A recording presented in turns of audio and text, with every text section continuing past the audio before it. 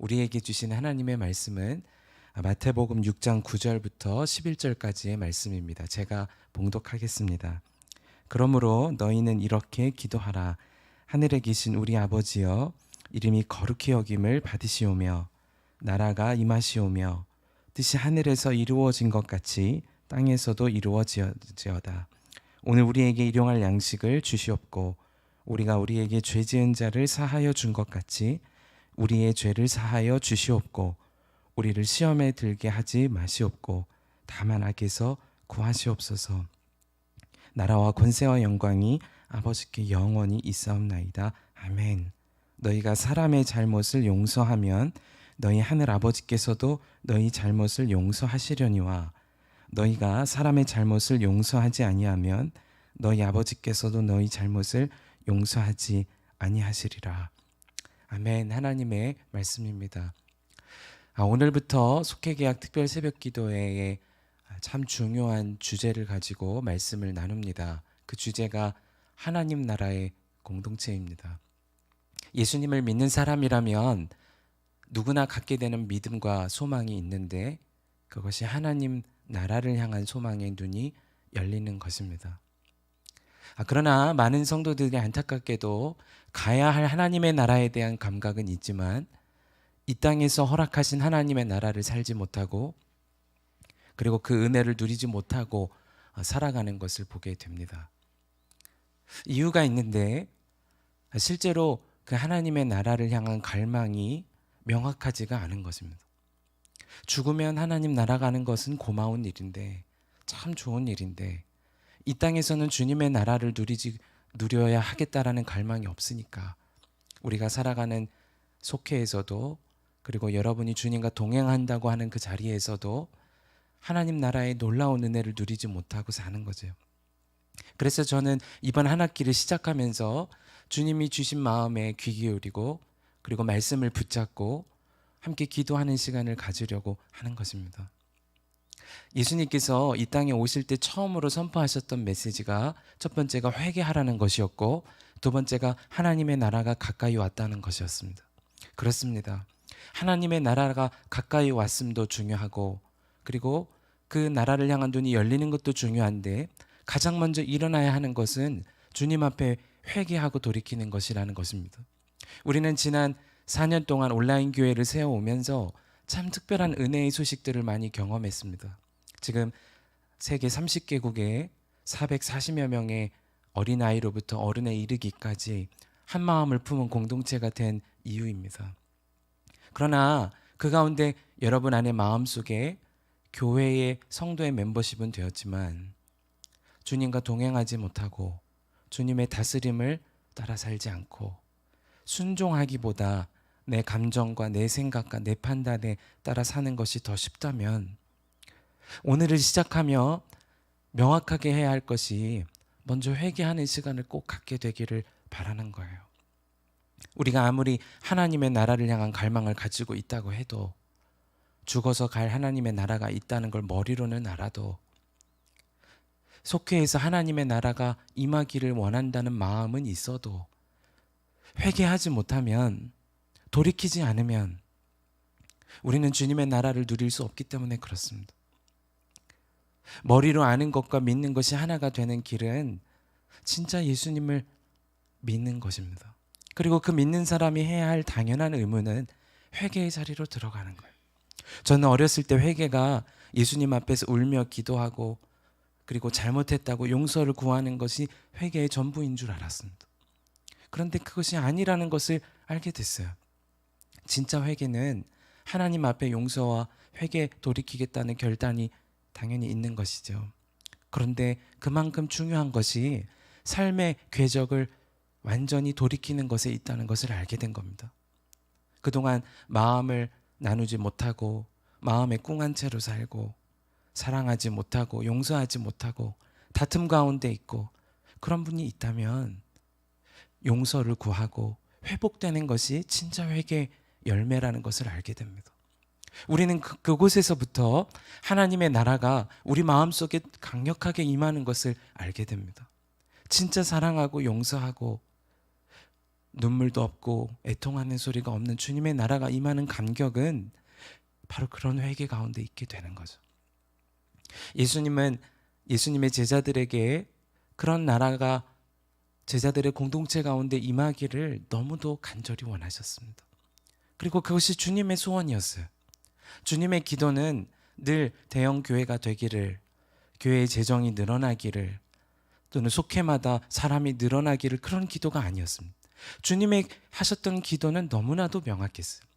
아버지의 뜻을 품는 것이고, 아버지와 아들이 하나가 된 것 같이 저들도 하나가 되는 것이며, 그리고 오늘 주신 기도의 말씀처럼 하나님의 나라가 그 가운데 임하는 것이었습니다. 여러분 중에는 온라인 교회를 향한 특별한 애정을 가지고 계신 분도 계십니다. 온라인 교회 안에서의 특별한 은혜를 경험하신 분들도 계시죠. 그러나 해가 갈수록 내가 종교인이 되고 있다 증명할 수 있는 기준 한 가지가 있어요. 그것이 공동체에 하나님의 나라가 임하기를 기도하기보다 정죄하고 판단하는 것이 쉬워졌다면 이건 정말 두려울 만큼 내가 종교인이 되었다는 증거입니다. 예수님은 제자들에게 그래서 기도를 가르치신 거예요. 세상 종교인들처럼 보이는 기도하지 말아라. 염려하며 중언부언하지 말아라. 자신의 소망과 하나님의 갈망을 뒤섞인 채로 내가 원하는 것을 구하는 기도하지 말아라. 염려하며 구하지도 말아라. 그럼 도대체 어떻게 기도하라는 거지요? 오늘 주신 말씀 그대로예요. 우리의 공동체 가운데 주님의 나라가 임하기를 기도하라고 하신 것입니다. 저는 우리 선한 목자 온라인 교회를 세우기 원하시는 주님께서 이번 학기 동안 속회에 가장 중요한 기도가 있겠는데, 그것이 주님의 나라가 임하기를 구하는 기도가 매 속회마다 있어야 하겠다는 마음을 품게 된 겁니다. 왜냐하면 예수님이 이렇게 기도하라고 하셨으니까요. 너희는 이렇게 기도하라. 그 말은 예수님을 따르는 공동체가 그 가운데 하나님의 나라가 임하기를 구하라는 것이었습니다. 여러분, 주님의 나라가 임한다는 것은 어떤 의미를 갖는 거지요? 주님의 다스림을 받는 겁니다. 말에나 일에나 그리스도의 이름으로 하는 자들이 되는 것입니다. 하고 싶은 말 하고, 그리고 원하는 대로 공동체를 세우고, 내 생각에는 이런 교회가 돼야 돼, 그런 상황으로 들어가는 것 아니고, 명확한 주요 왕이신 주님이 우리를 다스려 주시기를 구하는 것입니다. 그러면 공동체 가운데 하나님은 일하세요. 주님이 왕 되신 곳에서 주님은 역사하시기 시작하십니다. 주님 되신 그곳에 순종하는 사람들이 모인 공동체가 되면 주님이 말씀하시고 그분이 우리 가운데 함께 하시는 분이시고, 그래서 순종하는 결단이 일어나는 공동체가 되면 주님이 어떻게 일 안 하실 수가 있겠어요? 우리 가운데 사랑의 역사도 일어나고 하나됨의 기적도 경험되고 우리 안에 성령의 뜨거운 역사가 경험되는 길은 주님이 우리 가운데 주인 되실 때 일어나는 사건인 것입니다. 지난 미 에즈베리 대학에 있었던 부흥회 때에 참 특별한 은혜의 간증들이 있었습니다. 그 중에 공통점이 있는데, 그 부흥이 임한 장소에 들어가기만 해도 하나님의 임재를 경험했다는 거예요. 이것이 진짜 부흥인가? 회의적인 시선을 가지고 있던 사람도 그 기도의 불길이 일어나는 곳에 들어가기만 하면 기도가 하고 싶어지고, 그리고 주님이 나를 사랑하신다는 것이 믿어지고, 그렇게 눈물이 흐르고, 그렇게 기도의 연합이 계속해서 일어나게 되었다는 것입니다. 어떻게 그런 일이 가능하죠? 회개부터 시작된 거예요. 그 가운데 주님의 나라가 임하기를 구하는 기도가 지속된 거예요.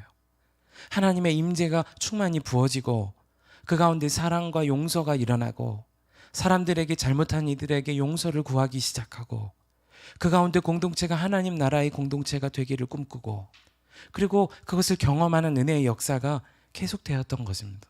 저는 여러분이 그 공동체가 되기를 꿈꾸고 기도하기를 주님이 원하신다고 믿게 되는 것입니다. 우리 중 누구도 주님의 다스림에 벗어나야 할 사람 없습니다. 우리 중 누구도, 우리 공동체 중에 어떤 공동체도 아버지의 이름을 거룩하게 높이는 일을 소홀히 해야 할 공동체 없습니다. 우리 공동체 중에 누구도 매일의 은혜 없이 나의 힘으로 살 수 있는 공동체 아무도 없습니다. 우리 중 누구도 시험에 들지 않기를 기도 안 해도 되고, 그리고 용서를 구하지 않아도 되고, 그럴 사람 아무도 없습니다. 우리가 주님 가르쳐 주신 이 기도를 붙잡고 기도할 때 하늘의 뜻이, 하나님의 뜻이 하늘에서 이루어진 것처럼 여러분의 공동체에 임하는 복을 반드시 누리게 될 것을 믿게 되는 겁니다. 여러분의 속회 안에는 한국에만 계신 성도님들 있는 속회도 있지만 세계 곳곳에 대략 30개국의 성도님들이 공동체를 이루고 계신 분들도 계십니다. 그곳에 주님의 나라가 그 사람에게 임하고 그 공동체에 임하였을 때 일어날 부흥의 역사를 한번 여러분 꿈꿔보세요. 하나님의 놀라운 임재가 온라인 교회 성도 한 사람 한 사람에게 실제가 되고 그분의 다스림을 받는 역사가 일어나고 하나님의 나라로만 설명이 가능한 은혜가 체험되기 시작하고, 그래서 사랑과 용서와 구제와 선행이 한 사람 한 사람을 통하여 일어나고 그런 부흥의 역사가 우리 공동체 가운데 일어난다면 한 나라에만, 한 도시에만 부흥의 영적인 각성이 일어나도 대단한 일인데 온라인 교회를 통하여 하실 하나님의 놀라운 역사가 얼마나 크겠습니까? 목사님, 저는 공동체의 여러 기도 제목도 중요하지만 지금 제 상태가 너무도 어렵습니다. 내 마음이 너무 굳어져 있고 메마르고 너무나도 우울한 가운데 있습니다. 그런 분들도 오늘 함께 하시는 분들 중에는 계실 겁니다. 그런데 여러분, 그 우울함과 메마름과 그리고 내 개인적인 삶의 어려움을 해결할 수 있는 유일한 분도 우리가 같이 기도하며 그분의 나라를 구하는 주님이세요. 주님만이 해결하실 수 있는 거예요. 공동체에 주님의 나라가 임하기를 원하고 사자와 어린 양이 뛰노는 것처럼 용서 못할 사람이 없고 사랑의 회복이 일어나고 매일의 은혜가 체험되고 기도한 것처럼 시험을 매일매일 이기는 공동체가 되고 서로가 주님의 다스림을 받도록 격려해주고 예수동행 일기를 통하여 서로 중보하기를 시작하고 말씀 함께를 통하여 주의 말씀의 다스림을 받는 공동체가 되면 공동체만 사는 문제가 아니라는 거예요. 나 자신이 살게 되고 주님의 은혜를 누리는 일이 반드시 일어나게 됩니다. 저는 하나님께서 오늘 이 말씀을 붙잡고 기도하기 원하시는 이유가 이미 주님이 그 부흥을 시작하셨기 때문이라고 믿는 겁니다. 하나님은 일을 계획하시는 분이시고 일을 행하시는 분이시고 일을 성취하시는 분이신데 그분이 부르짖으라고 했다면 주님이 이루시려고 하는 거잖아요. 저는 그런 꿈과 소망을 가지고 오늘도 우리 선한목자 온라인교회 모든 속회와 여러분 한 사람 한 사람이 주님의 나라가 여러분 가정과 개인과 속회 임하기를 기도하기를 원하신다고 믿는 겁니다. 1885년 이 땅에 복음을 들고 들어왔던 아펜젤로 선교사 이야기를 여러분 잘 아실 것입니다. 이 땅에 처음 조선의 땅에 아펜젤로 선교사가 발을 딛고 그리고 그 암담한 현실을 보면서 드린 기도가 지금까지도 남겨져 있어요. 제가 그 분의 기도 그 첫 부분을 읽어드리겠습니다. 우리는 부활주일에 여기 왔습니다. 이날 죽음의 철장을 부수신 주님께서 이 백성을 얽매고 있는 줄을 끊으시고 그들로 하나님의 자녀들이 얻는 빛과 자유를 얻게 하소서. 그분의 기도는 부활주일에 이 땅을 밟은 이후에 교회가 크게 부흥하거나 이 땅에 어떤 대단한 일이 일어나기를 구한 것이 아니었어요. 그저 빛이신 주님의 다스림이 이 땅 가운데 있기를 구한 거예요. 주님의 나라가 임하기를 구한 것입니다. 그런데 여러분 얼마나 놀라운지 1885년에 아펜젤러가 이 땅을 받기 20여 년 전에 1866년에 이미 복음의 역사는 이 땅이 시작된 거였어요. 제너럴 셔머노라는 배를 타고 저메인 토마스라는 선교사가 이 땅에 복음을 전하기 위하여 성경책을 들고 왔는데 예수라는 이름 한마디도 못하고 그저 참수당하여 죽게 됩니다. 그때 그가 손에 있던 한 권의 성경을 자신을 죽이려고 하는 박충권이라는 사람에게 주었을 뿐이에요. 놀라운 역사가 일어났어요. 박충권에게 복음이 들어가고 그의 주변에 있던 이들에게 성경이 전해지고, 그리고 다른 사형수, 다른 목베임을 하려고 하던 이도 성경책의 종이를 뜯어다가 종이가 좋으니까 문지방의 벽에 벽지로 발랐다가 계속 읽게 되는 성경을 통하여 주님을 만나게 됐어요. 그분들이 복음의 부흥의 역사의 통로가 됩니다. 교회가 단 한 개도 없었던 이 어둠이 가득했던 슬픔과 저주와 고통과 눈물이 가득했던 이 땅 가운데 하나님은 복음의 역사를 그렇게 열어가셨어요. 벤젤러 선교사가 그런 역사가 있는 줄 알고 왔겠습니까? 그가 그저 이 땅을 사랑하는 마음을 주님이 부어주셔서 이 땅에 주님의 나라가 임하기를, 주님의 빛이 임하기를, 그런 기도 한마디 했을 뿐인데 하나님은 이미 그 기도가 일어나기 이전부터 하나님의 놀라운 부흥의 역사를 시작하신 거예요. 평양 대부흥과 그리고 한국교회의 첫 영적인 각성은 그런 토대 위에서 일어나게 된 겁니다. 저는 여러분에게 주님께서 동일한 일을 이루어 가신다고 믿어요. 선한 목자 온라인 교회가 이제 5주년이 되면서 지난해 우리에게 주신 은혜는 여러분이 생각하는 것보다 더 상상 초월할 만큼의 은혜였습니다. 우리에게 말씀을 읽도록 말씀 함께를 허락해 주셨어요. 그건 당연한 일이 아닙니다. 마치 박충권이라는 사람이 토마스 선교사를 통하여 성경을 받아든 것이 아무것도 아닌 것처럼 여겨졌을지 몰라도 그가 성경을 펴서 읽으면서 주님을 만나고 그런 부흥의 역사가 시작되게 하신 주님은 우리에게도 동일한 일을 이루어 가기를 원하세요. 주님의 말씀을 읽고 그분의 다스림을 받기를 시작하기를 원하세요. 그런 주님은 오늘 우리 가운데 하나님의 나라 공동체가 되기를 기도하기를 원하시는 겁니다. 하나님이 우리에게 어떤 일을 이루실지를 기대해 보세요. 여러분의 속회가 목사님 모여도 한두 사람 모이고 모여봤는데도 특별한 것도 없고 그렇습니다. 그런 마음이 있는 분이 계시다면 작년에 있었던 분위기나 상황을 결론으로 삼지 마시고 지금 주님의 나라로 강력히 임하기를 원하시는 주님을 결론으로 삼아 보세요. 그리고 그 기도를 드리는 겁니다. 하늘에 계신 우리의 아버지요. 우리의 아버지세요. 우리 공동체의 아버지세요. 주님은 우리 공동체에서 이름을 거룩히 여김을 받으소서. 이건 우리가 계속 드릴 기도인 것입니다. 주님의 나라가 임하시며 뜻이 하늘에서 이루어진 것과 같이 땅에서도 이루어지이다. 우리 성도들이 살아가는 온 땅 가운데, 온 속회 가운데 실제로 발 딛고 있는 곳이나 온라인으로 모이는 곳에 주님의 나라 임하소서. 주님, 우리는 매일의 은혜가 필요한 사람입니다. 일용할 양식을 주소서. 우리 중에 시험에 들지 않도록 기도 안 해도 될 사람 주님 없습니다. 우리 공동체가 시험에 들지 않게 해주소서. 주님의 나라가 임하시며 주님의 뜻이 이루어지게 하소서. 여러분, 주님이 그 기도를 얼마나 기대하고 기다리고 계시겠습니까? 여러분의 속회가 그런 주님을 향한 갈망을 가지고 이제 시작하는 겁니다.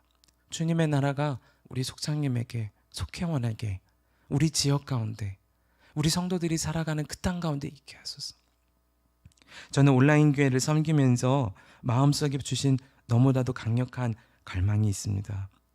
그것이 진짜 우리 안에 계신 예수님으로 충분한 사람들이 세워지는 것입니다. 여러분, 예수님 믿으십니까? 여러분, 예수님 정말 자랑하십니까? 주님이 여러분 안에 계신 증거지요. 우리 중에 예수님을 본 사람은 아무도 없어요. 그런데 주님을 사랑해요. 우리는 도마보다도 훨씬 놀라운 축복을 받은 사람인 겁니다. 도마는 예수님의 손과 옆구리에 손을 넣어서 믿었지요. 우리는 본 적도 없는데도 예수님을 믿고 사랑해요. 그래서 온라인으로라도 이런 공동체가 됐어요. 예수님이 우리 안에 계신 것이 너무나도 명확한 것입니다. 그러나 더 중요한 것은 그분의 다스림을 받는 거예요.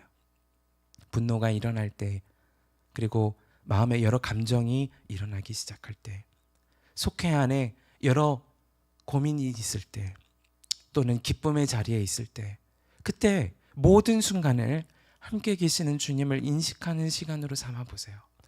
여러분이 받은 복음을 확인하는 시간으로 여겨보세요. 외로운 순간에도 그렇지, 주님이 나와 함께 계시지.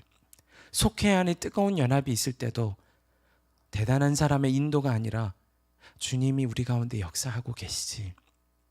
온라인으로 예배를 드리며 마음에 뜨거운 갈망이 일어날 때나, 또는 온라인으로 모이는 것이 답답한 마음이 일어날 그때에도 동일하게 주님이 우리 함께 계시지. 그분을 향한 믿음의 고백이 열려지기 시작하면 주님은 반드시 말씀하십니다.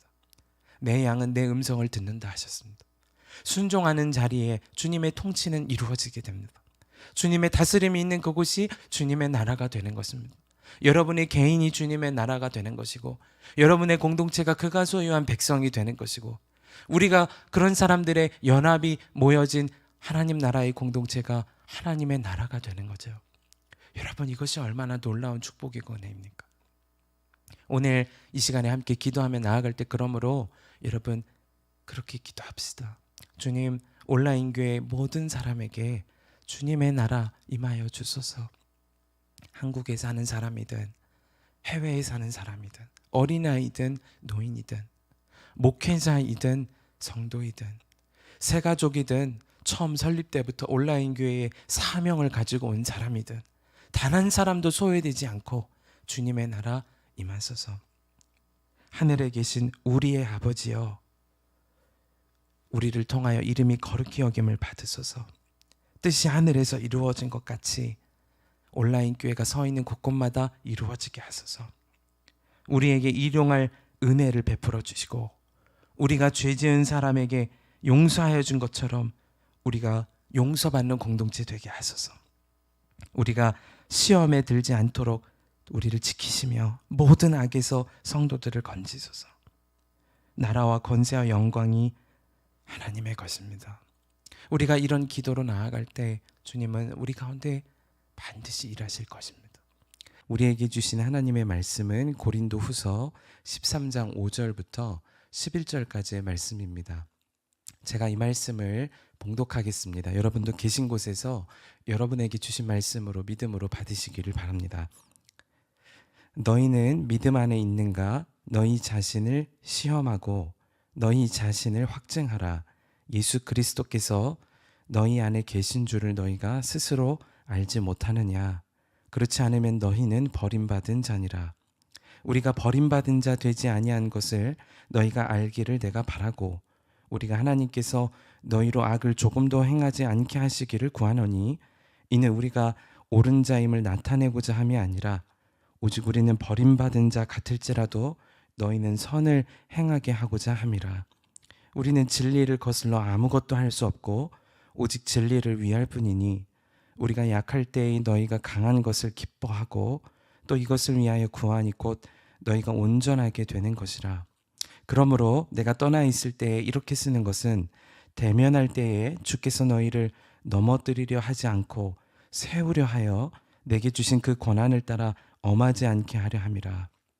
마지막으로 말하노니 형제들아, 기뻐하라. 온전하게 되며 위로를 받으며 마음을 같이 하며 평안할지어다.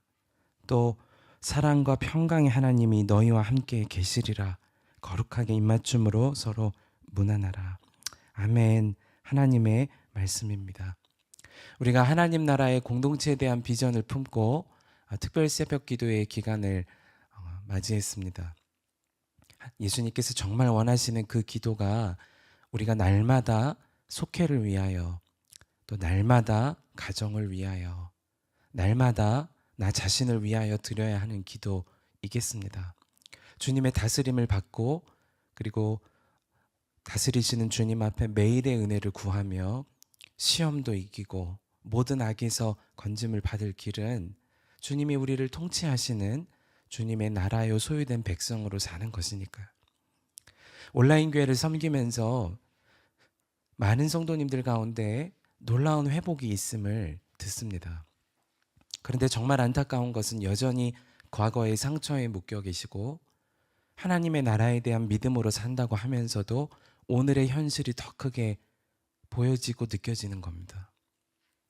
사실 우리가 사는 세상은 언제라고 할 것 없이 아프고 슬프고 괴로운 일의 연속이었다 싶기도 합니다. 예수님이 오셨던 2000년 전의 유대 땅이나 2025년을 살고 있는 오늘 대한민국 이 땅에서, 그리고 여러분이 살아가시는 나라 곳곳에서 아픔의 소식은 계속되는 것 같습니다. 어제 하나님의 나라가 임하기를 그렇게 기도했으면서도 여전히 달라지지 않는 삶의 형편을 보면서 반복될수록 기도의 좌절을 겪기도 합니다. 그러면 우리가 도대체 하나님의 나라를 정말 이 땅에서 살 수는 있는 것일까? 기뻐하고 서로 사랑하고 또 온전하게 되고 위로도 받고 마음도 하나가 되고 이런 일이 정말 가능하기는 한 것일까? 그런 질문이 삶의 형편을 보면 들게 됩니다. 그런데 오늘 말씀은 그것이 가능하다는 거예요. 그 길이 우리가 주님을 믿는 믿음에 있다는 것입니다. 많은 분들이 기도는 합니다. 그런데 믿지는 않습니다. 상황과 형편에 대한 기도는 간절하고 애통한 심정으로 드리지만 기도의 대상이신 주님에 대한 믿음을 갖지 않는 겁니다. 주님의 나라가 이미 가까웠다고 말씀하신 주님을 믿지 못하는 것입니다. 그러니까 주님이 우리 가운데 계셔도 다스림을 받을 수가 없게 되는 거죠. 주님의 말씀에 말씀하시기를 의인은 믿음으로 말미암아 살리라 말씀하셨습니다. 우리를 의롭다 여겨주신 주님은 우리가 살 수 있는 길이 믿음에 있다고 말씀하신 겁니다. 그러므로 오늘 저는 하나님 나라 공동체에 대한 두 번째 말씀을 나누면서 오늘 저와 여러분이 붙잡아야 할 믿음에 관하여 함께 도전하고 그리고 기도하고 그리고 결단하는 시간이 되기를 바라게 되는 것입니다. 저는 제가 믿음을 가진 사람이라고 그렇게 생각했습니다. 부모님이 목회를 하시고 저도 교회에서 열심히 신앙생활하고 신학교에도 진학했으니 믿음은 있다고 생각을 하게 된 거죠. 그러나 진짜 어려움의 순간을 만나고 보니까 그제서야 저의 믿음의 대상과 내용이 잘못됐다는 것을 알게 된 겁니다. 기도는 했지만 염려를 주목하며 기도했고 기도는 했지만 불안을 들이며 기도하고 있는 것을 보게 된 겁니다. 진짜 어려운 순간의 기도의 내용을 보면 정말 감정이 요동칠 때의 나의 마음과 생각과 언어를 보면 나의 믿음이 다 드러나는 것을 알게 됩니다. 여러분에게 꼭 말씀드리고 싶어요. 우리의 믿음의 대상은 우리의 기도 제목 자체가 아닙니다. 그건 세상 종교에도 일어나는 일입니다. 우리의 믿음의 대상은 살아계신 하나님이십니다. 그분이 정말 살아계시다는 것을 믿는 것입니다. 제가 죽음을 각오하고 아니 죽음으로 도피하고 싶다 그런 마음을 품었을 때 저를 살린 하나님의 말씀은 바로 그것이었습니다. 믿음이 없이는 하나님을 기쁘시게 하지 못하나니 하나님께 나아가는 자는 반드시 그가 계신 것과 정말 그분이 계시지, 또한 그가 자기를 찾는 자들에게 상 주시는 자이심을 믿어야 할지니라. 여전히 상황은 달라진 것이 없고 몸에 아픈 곳도 여전했고 그러나 그 믿음이 저를 살린 거예요.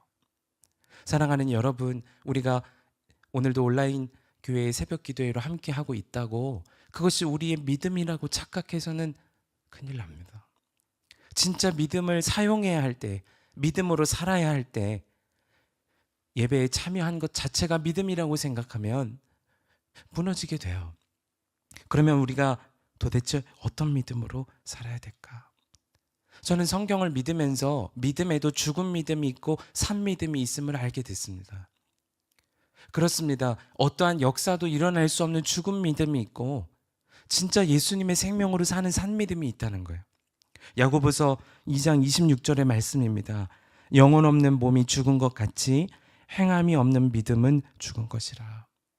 우리가 진짜 주님을 믿는다면, 특별히 우리 안에 오신 주님을 믿는다면, 오늘도 말씀을 통하여 말씀하실 주님을 믿는다면 그 믿음은 우리를 살아 움직이는 생동하게 하는 믿음이 됩니다.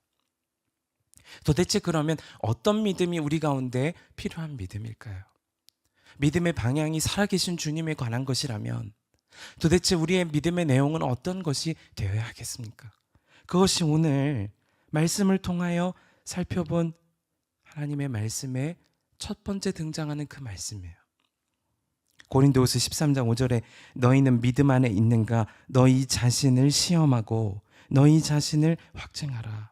예수 그리스도께서 너희 안에 계신 줄을 너희가 스스로 알지 못하느냐? 그렇지 않으면 너희는 버림받은 자니라. 우리가 하나님의 나라가 임하기를 기도했을지라도 하나님 나라에 속한 기쁨과 감사와 서로 용서함과 하나됨과 서로를 위로함과 도무지 하나님의 나라의 그 놀라운 은혜를 누리지 못하고 산다면 이유가 있다는 것입니다. 그것이 우리 안에 우리를 다스리시는 주님이 함께 하시는 것을 믿지 못하는 것에 있는 거예요. 목사님, 저는 예배 시간마다 믿습니다. 아멘도 합니다. 그러나 여러분, 예배 시간 외의 시간은 어떻나요? 하루를 살아가고 일상을 살아가고 남편과 아내가 서로를 바라보며 대화하고 정말 중요하다고 생각되는 일이 진행되는 순간순간마다 그럼에도 그 주님이 지금 우리 안에 계시다는 것에 대한 확신을 갖고 살아가는가? 그것이 우리를 정말 바꾸는 거예요. 주님의 나라 안에 속한 자로 살게 하는가? 아니면 버림받은 자로 살게 하는가? 그것이 우리의 삶을 완전히 바꿉니다.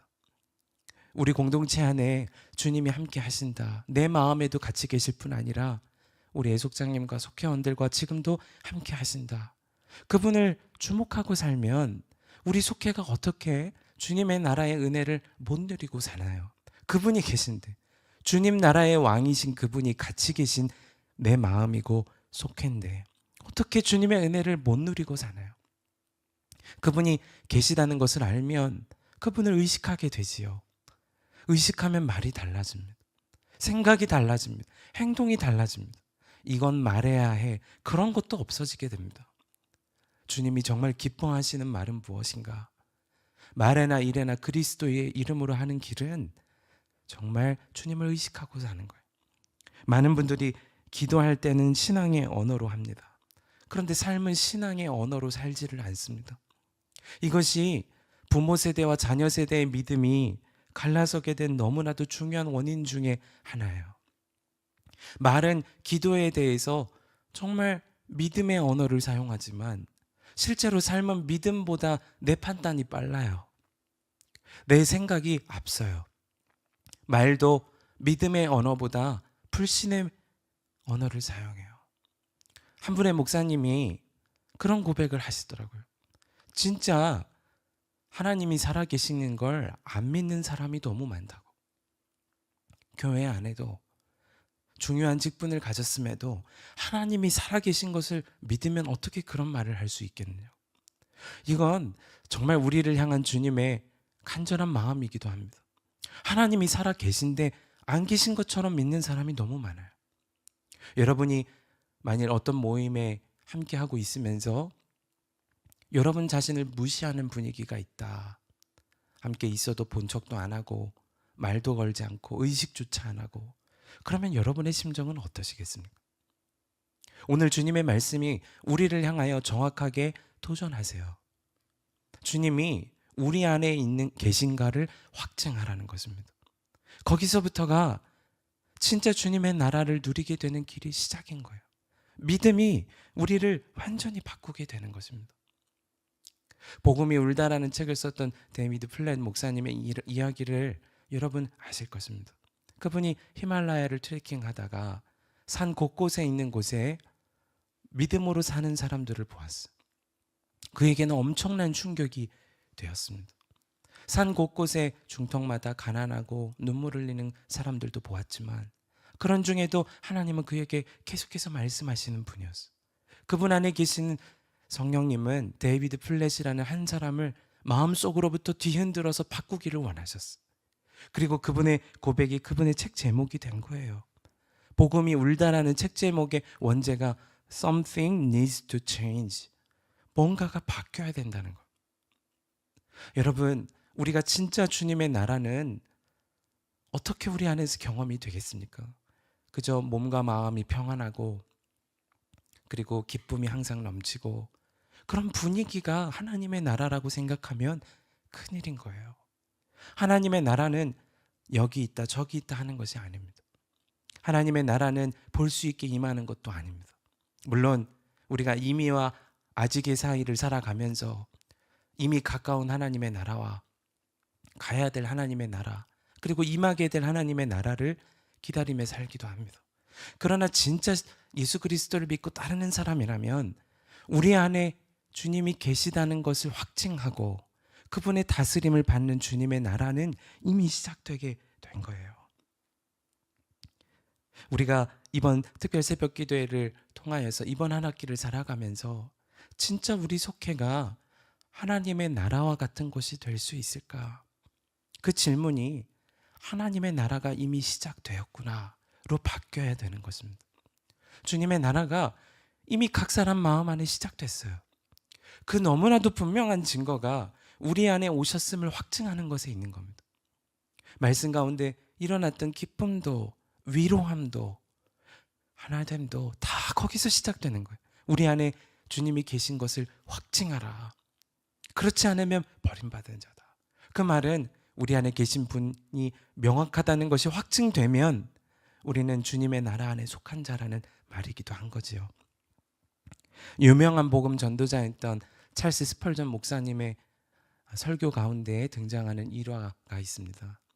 한 여인이 자신의 자녀를 끔찍하게 살해하는 죄를 저질렀습니다. 그가 여러 심판을 받고 그리고 사형에 처해지게 됩니다. 여느 날처럼 사형장의 분위기는 분주하게 움직이고 그 당시에 영국 사회 가운데 있던 사형장으로 그 여인이 끌려가게 되고 그리고 비가 억수로 갑자기 쏟아지는 그 분위기 속에서도 사형이 집행됩니다. 다 모든 사형 집행이 끝나고 이제는 그녀가 죽은 시신으로 옮기는 관이 이동되고 있는데 그것을 이동하던 사람이 화들짝 놀라게 됐어요. 어느 정도 떨어진 거리에 있는 여관에 그 관을 두고 있던 사람이 깜짝 놀랐습니다. 왜냐하면 관 안에서 소리가 나기 시작한 거예요. 그녀가 죽은 듯 했지만 죽지 않고 살아있던 겁니다. 아마 비가 많이 내린 상태에서 집행된 사형에 뭔가가 문제가 있었던 모양입니다. 그녀가 사형이 집행되기 훨씬 이전부터 그녀는 사형에 대한 판결을 받은 직후 정말 많은 회개를 했습니다. 목회자와 성경 공부를 했습니다. 예수님을 구주로 영접했습니다. 마음에 모셨다는 거죠. 그리고 이제는 더 눈물로 회개하며 주님 앞에 설 그 준비를 마친 상태로 사형을 받았습니다. 여러분 그런 상태에서 죽음의 문턱에 갔다 왔다면 그리고 호흡이 끊어지지 않게 되는 기적적인 일을 경험했다면 사람이 안 달라지면 이상하지요. 여러분 근데 영국 사회에 큰 충격을 주게 된 거예요. 그녀는 그 이후로부터 더 극심한 무신론자가 되고 하나님의 이름을 의도적으로 비방하고 예수님의 이름을 저주하고 더 극악무도한 죄를 일으키는 사람이 됩니다. 여러분 무엇이 문제였을까? 믿음의 문제예요. 회개했다고도 생각하고 그리고 하나님 나라에 대한 소망을 가졌다고도 생각하고 간절한 눈물로 참회하는 시간도 가졌지만 그녀가 더 악한 길로 가게 된 것은 진짜로 그분 안에 영접한 예수님이 계시다는 믿음이 없었던 거예요. 그러니까 주님의 다스림을 받지 않은 상태로 더 극심한 죄를 짓고 입술에 죄를 짓고 마음과 생각에 죄를 짓고 행동으로 그런 일을 하고 살면서도 그게 당연한 사람의 삶이라고 생각하게 되는 거죠. 여러분 우리 가운데 어제 하나님의 나라가 임하기 위하여 회개했을지라도 여전히 우리의 입술에 죄가 있고 마음에 일어나는 죄가 있다면 그러면 진짜 필요한 것이 이제부터라도 진짜 믿음의 회개와 믿음의 삶을 살아야 되는 거예요.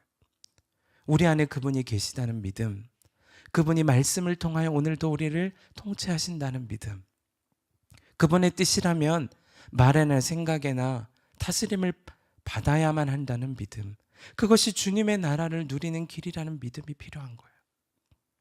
우리 중 누구도 내 힘으로 열심히 안 살아본 분 없으실 거예요.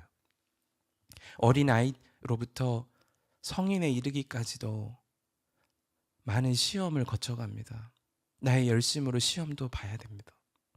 그런데 여러분, 우리의 인생이 그저 열심히 공부하면 시험 통과하는 것처럼 내 노력에 다 달렸다고 생각하는 경우가 얼마나 많은지. 진짜 우리에게 필요한 것이 있다면 주님을 믿는 거예요. 주님의 나라는 믿는 자에게 임하는 것이니까. 주님의 나라는 믿음 가운데 일어나게 되는 것입니다. 사랑하는 여러분, 믿음이 실제가 되면 그러면 반드시 우리는 주님의 나라의 은혜를 누리게 됩니다. 속죄의 은혜를 누리고 주님의 우리와 같이 계심의 위로함도 얻지요. 그곳에 어떤 슬픔이나 애통이나 곡하는 감정이 틈탈 것은 없습니다. 죽어서 갈 하나님의 나라만 의미하는 것이 아닙니다. 바로 이 땅에서 그 은혜를 누리고 삽니다. 히브리서 11장이 그 증인들이에요. 성경이 수천 년 동안의 그 표본 조사와 같습니다. 2000년 교회의 역사 속에 오늘날에도 박해와 고통 속에 사는 이들이 어떻게 믿음으로 그렇게 기쁨으로 예배하고 눈물로 감격하고 주님의 다스림을 기뻐하고 어떻게 그렇게 사나요? 믿음에 다 열쇠가 있다니까요. 우리에게 정말 필요한 것은 그러므로 믿음인 거예요. 오늘 말씀이 여러분에게 분명한 도전을 주십니다. 너희는 믿음 안에 있는가? 너희 자신을 시험하고 너희 자신을 확증하라. 예수 그리스도께서 너희 안에 계신 줄을 너희가 스스로 알지 못하느냐? 그렇지 않으면 너희는 버림받은 자니라. 사랑하는 여러분, 이번 학기를 살아가며 항상 그 믿음을 점검하시기를 축복합니다. 속회로 모일 때, 누군가와 대화할 때, 내가 가정에서 자녀들과 일정을 보내야 될 것을 계획할 때 주님께 물어야 해요. 내 안에 계신 주님을 더 이상 혼자 둬서는 안 됩니다. 입술로는 예수님이 주님이신데 내가 주인처럼 살면 큰일 납니다. 주님이 그렇게 하지 말라고 인생 가운데 주신 징계가 명확해도 여전히 그렇게 살면 주님의 나라의 위로를 도대체 어떻게 받을 수가 있겠습니까? 우리에게 진짜 필요한 건 그분을 인격적으로 모시고 사는 거예요. 그분의 음성을 믿음으로 반응하는 것입니다. 주님을 주님으로 모시고 사는 믿음은 진짜 우리와 같이 계시다는 그 믿음에서 출발하게 되는 거예요. 오늘 주신 말씀이 한 사람 한 사람을 주님이 지적하시려고 주신 말씀이 아니에요. 그분이 우리 안에 계심을 확증하게 되면 일어나는 믿음의 역사를 생생하게 보라는 것입니다. 우리가 읽었던 11절 말씀입니다. 마지막으로 말하노니 형제들아 기뻐하라. 온전하게 되며 위로를 받으며 마음을 같이하며 평안할지어다. 여러분, 이것이 어떻게 가능한가? 기뻐하고 온전하게 되고 위로도 받고 그리고 평안한 삶을 진짜 내가 누릴 수 있을까? 아멘입니다. 11절에 정말 간절한 마음을 담아 사도 바울이 고린도 교회에 있는 성도들에게 편지를 썼던 그 마음에 다 담겨 있어요. 사랑과 평강의 하나님이 너희와 함께 계시리라. 아멘입니다. 저는 사랑하는 동역자분들과 종종 하나님 나라에 대한 이야기를 나누면서 정말 우스갯소리를 할 때도 있지요. 하나님 나라가 더 모신다고 계속 찬양만 해야 된다고. 여러분, 그런데 여기서부터 그 일이 시작되는 겁니다. 주님이 같이 계신 나라라면, 주님이 나와 함께 계신다면 슬프면 슬픔의 찬양이 나오게 되고 기쁘면 기쁨의 고백이 일어나게 되고 감사할 수 없는 순간에도 감사의 찬양은 일어나게 되고 감사한 일이 있다면 더 겸손하게 주님께 찬양하며 진정한 감사를 드리게 되는 거죠. 여러분, 하나님의 나라가 이미 가까이 왔습니다. 주님이 여러분 안에 계십니다. 그분의 다스림을 받아야 합니다. 그 모든 것은 우리의 마음속에 믿음을 시작하신 주님께서 믿음을 붙잡을 때 이루어 가십니다. 믿음의 장시자시요 온전하게 하시는 그분이 여러분이 믿음으로 반응할 때 반드시 역사하실 것입니다. 그 일을 상상만 해보세요. 우리 공동체 안에 얼마나 놀라운 일이 일어나겠는가. 우리에게 주시는 하나님의 말씀은 베드로전서 1장 3절부터 9절까지의 말씀입니다. 제가 이 말씀을 봉독하겠습니다. 우리 주 예수 그리스도의 아버지 하나님을 찬송하리로다. 그의 많으신 긍휼대로 예수 그리스도를 죽은 자 가운데서 부활하게 하심으로 말미암아 우리를 거듭나게 하사 산 소망이 있게 하시며 썩지 않고 더럽지 않고 쇠하지 아니하는 유업을 있게 하시나니 곧 너희를 위하여 하늘에 간직하신 것이라. 너희는 말세에 나타내기로 예비하신 구원을 얻기 위하여 믿음으로 말미암아 하나님의 능력으로 보호하심을 받았느니라. 그러므로 너희가 이제 여러 가지 시험으로 말미암아 잠깐 근심하게 되지 않을 수 없으나 오히려 크게 기뻐하는도다. 너희 믿음의 확실함은 불로 연단하여도 없어질 금보다 더 귀하여 예수 그리스도께서 나타내실 때에 칭찬과 영광과 존귀를 얻게 할 것이니라. 예수 그리스도를 너희가 보지 못하였으나 사랑하는도다. 이제도 보지 못하고 믿고 말할 수 없는 영광스러운 즐거움으로 기뻐하니 믿음의 결국 곧 영혼의 구원을 받음이라. 아멘. 하나님의 말씀입니다. 우리가 지난 이틀 동안 하나님 나라 공동체에 대한 하나님의 말씀을 나누면서 주님 가르쳐 주신 기도가 우리의 속해 공동체 안에 일어나야 함을 말씀으로 나누었습니다. 그리고 실제로 그분이 우리와 함께 하시는 분이기에 그분을 향한 믿음의 고백과 또 믿음의 시선을 드릴 때 주님께서 친히 우리를 다스리시는 주님의 나라를 경험할 수 있음을 나누었습니다. 우리에게 하나님의 나라는 가야 할 곳이기도 하지만 우리가 함께 이 땅을 살아가면서 이미 살아갈 수 있는 하나님의 나라이기도 합니다. 그러므로 저는 온라인 교회를 함께 우리가 공동체를 통하여 살아가면서 우리 공동체 안에 하나님의 나라를 살아가는 기쁨이 믿음을 통하여 정확하게 일어날 수 있게 되기를 바라는 겁니다. 주님의 나라가 그저 가야 될 장소의 개념이 아니라 주님이 다스리시는 모든 영역이라면 우리의 마음이 주님으로 인하여 믿는 자에게 다스림을 허락하시고 그 가운데 사랑도 기쁨도 또 평강도 감사도 순종의 역사도 일어날 수 있는 것이라면 그 믿음으로 살게 되기를 바라기를 어제의 말씀으로 나눈 거죠. 우리가 그 믿음으로 살기 시작하면 주님이 열어주시는 참 놀라운 것이 있는데 그것이 바로 소망의 눈이 뜨이는 것입니다. 믿는 자에게만 허락하시는 것이 진짜 산 소망을 품고 살게 되는 겁니다.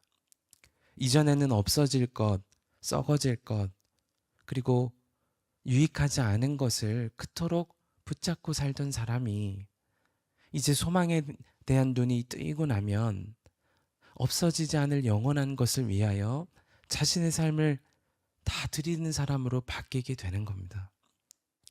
우리의 마음의 분노와 심지어 상처와 죄의 문제도 소망의 눈이 열린 사람은 더 이상 죄도 상처도 역사하지 못하게 됩니다. 그 소망이 너무나도 강력하고 강렬하고 실제하는 것이기에 우리의 눈물과 또 우리의 애통함과 그리고 우리가 무너진 죄의 영역이 더 이상 발 디딜 곳이 없게 되는 겁니다. 소망은 그러므로 믿는 한 사람을 완전히 바꾸게 됩니다. 그리고 그런 사람들의 공동체는 그 지역을 바꾸고 그들이 살아가는 나라를 바꾸고 영적인 분위기를 완전히 바꾸게 되는 겁니다. 성경 속의 위대한 믿음의 선진들 그리고 교회사 2000년 속의 그런 믿음의 사람들은 한결같이 하나님 나라에 대한 소망을 발견한 사람으로 그렇게 살아왔습니다. 자신의 삶을 던질 만큼 자신의 안정적인 삶을 떠나서 가치 있는 삶에 헌신할 만큼 그건 사람을 바꾸는 진짜 소망을 발견한 사람이었기 때문에 가능한 거였어요. 우리가 진짜 예수님이 우리 안에 계심을 믿는가 그리고 속죄의 복음을 통하여 구원받았음을 확신하는가 그건 하나님 나라에 대한 소망이 열린 채로 사는가로 증명이 되는 거예요. 우리의 말과 행실과 진짜 하나님 나라에 갈 만한 믿음으로 그런 소망의 눈이 열린 사람으로 사는가가 다 드러나게 되는 것입니다. 저는 그러므로 하나님의 나라를 꿈꾸며 기도하고 믿음으로 이 땅에서 하나님의 나라를 사는 공동체일 뿐 아니라 우리가 그 소망의 눈을 열고 하나님 나라를 향하여 가는 공동체가 되기를 간절히 바라게 되는 겁니다. 그런 공동체야말로 진짜 세상은 흔들 수도 없고 그리고 놀라운 하나님을 기쁘시게 하는 삶으로 바꾸게 하니까요. 우리가 잘 아는 존 버년이라는 분이 쓰신 철로 역정을 보면 잔망성, 장차 망하게 될 도성을 떠나서 하늘의 도성으로 향하여서 천국을 향하여서 하나님 나라를 향하여서 가는 크리스찬이라는 등장인물이 나옵니다. 그가 망하게 될 성에 대한 감각이 열리고 나서부터 많은 이들이 그를 뜯어 말렸습니다. 이 성을 떠나는 건 미련한 짓이야. 그렇게 해서는 오히려 불행해질 거야. 그런 믿음은 과한 믿음이야. 그는 하늘의 도성을 향하여 내딛는 걸음걸음마다 염려도 만나고 그리고 유혹도 만나고 그런 순간을 계속 견뎌갑니다.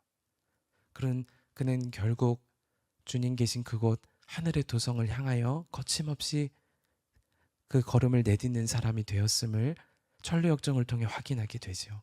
무엇이 그를 세상의 즐거움과 자랑과 그리고 쾌락과 모든 것으로부터 머물지 않게 하고 그것을 장차 망하게 될 것이라고 확신하게 하고 그리고 하늘의 도성을 향하여 걸어가는 순례자가 되게 했을까?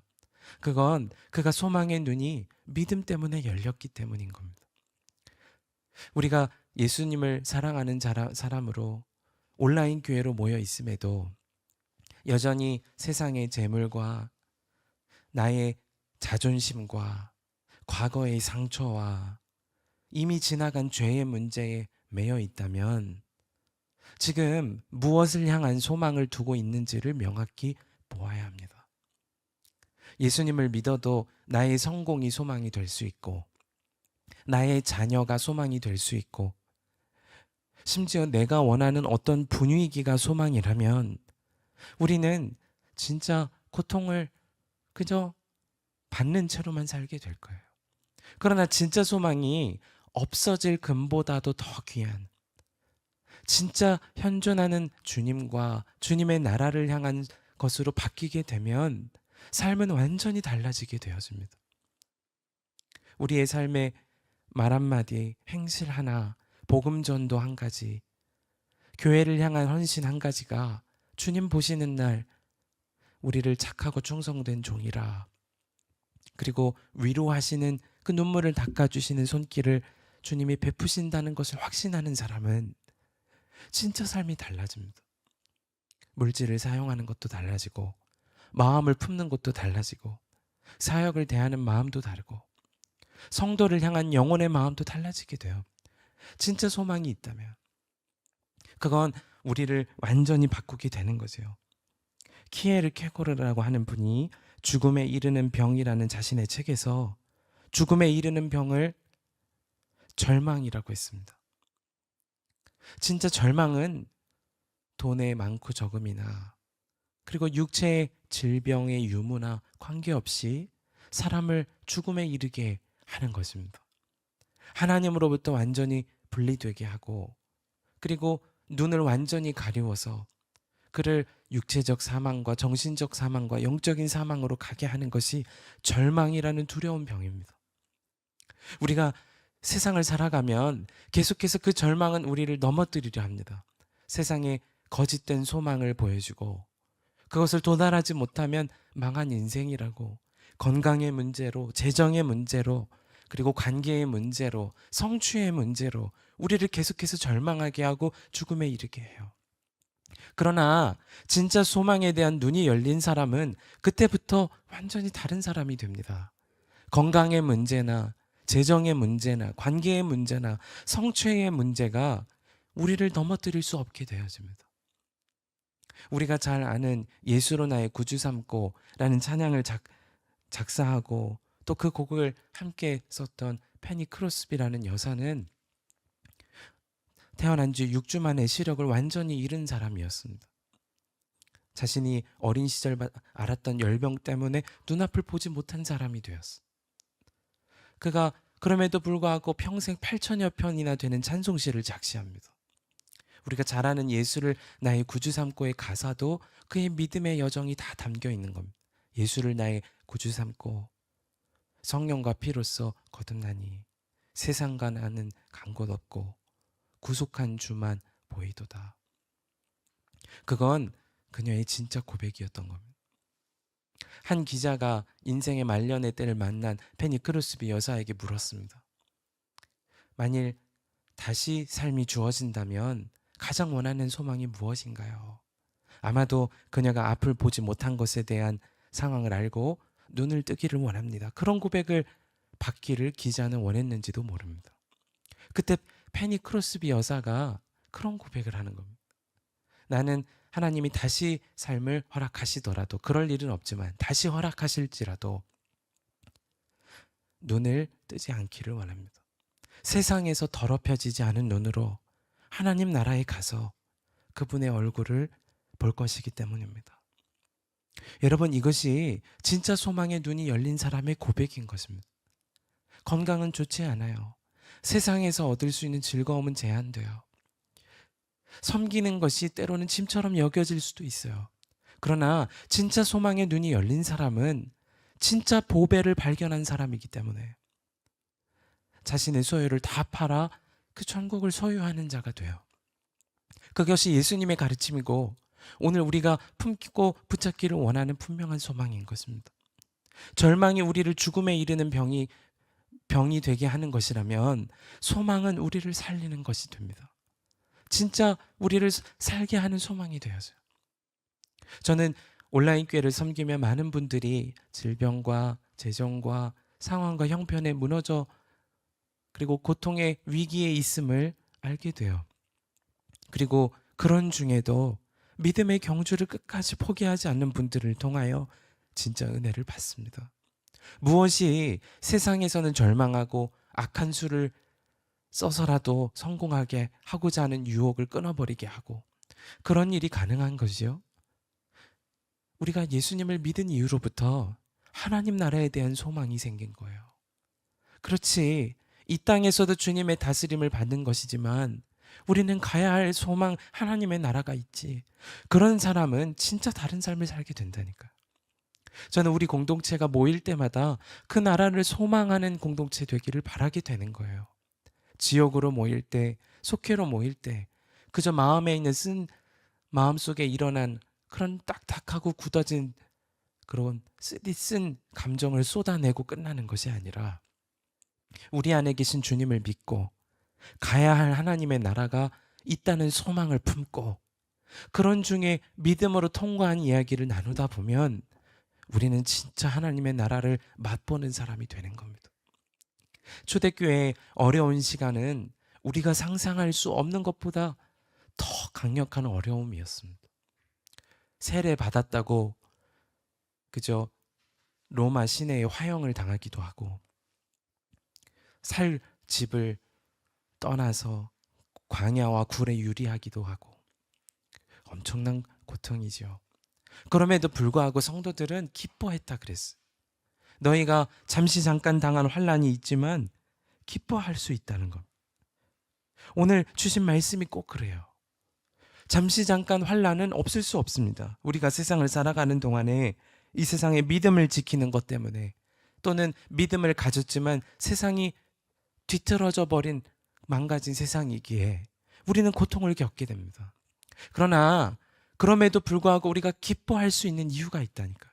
그건 불로 연단하여도 없어질 금보다 더 귀한 예수님이 계시기 때문이며 그분이 허락하신 하나님의 나라가 있기 때문인 거예요.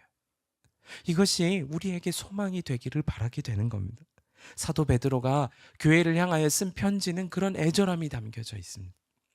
그가 분명하게 이런 고백을 했어요. 어려움의 때를 살아가는 성도들에게 너무나도 강력한 마음을 담아서 이런 글을 쓴 거예요. 그의 많으신 긍휼대로 예수 그리스도를 죽은 자 가운데서 부활하게 하심으로 말미암아 우리를 거듭나게 하사 산 소망이 있게 하시며 썩지 않고 더럽지 않고 쇠하지 아니하는 유업을 잊게 하시나니 곧 너희를 위하여 하늘에 간직하신 것이라. 여러분에게도 그 소망이 있습니까? 저는 여러분이 그 소망의 눈을 들고 살게 되시기를 바라게 되는 겁니다. 주님은 가야 할 천국, 이 땅에 누려야 할 하나님의 나라를 말씀하셨습니다. 그리고 실제로 임하게 될 새로운 하나님의 나라가 있음도 말씀하십니다. 그런데 여러분, 우리가 그런 하나님의 나라에 대한 소망을 열면 잠깐 근심해도 기뻐할 수 있다니까요. 6절 말씀에 너희가 이제 여러 가지 시험으로 말미암아 잠깐 근심하게 되지 않을 수 없으나 오히려 크게 기뻐하는도다. 이것이 신앙인의 능력이에요. 예수 믿는 공동체의 세상과 다른 능력입니다. 시험을 당하지 않을 수 없지요. 시험을 당하게 돼요. 그러나 근심해도 기쁨으로 이겨낼 수가 있어요. 오히려 하나님을 기쁘시게 하다가 고통당하는 것을 기뻐하게 돼요. 진짜 소망을 발견했으니까.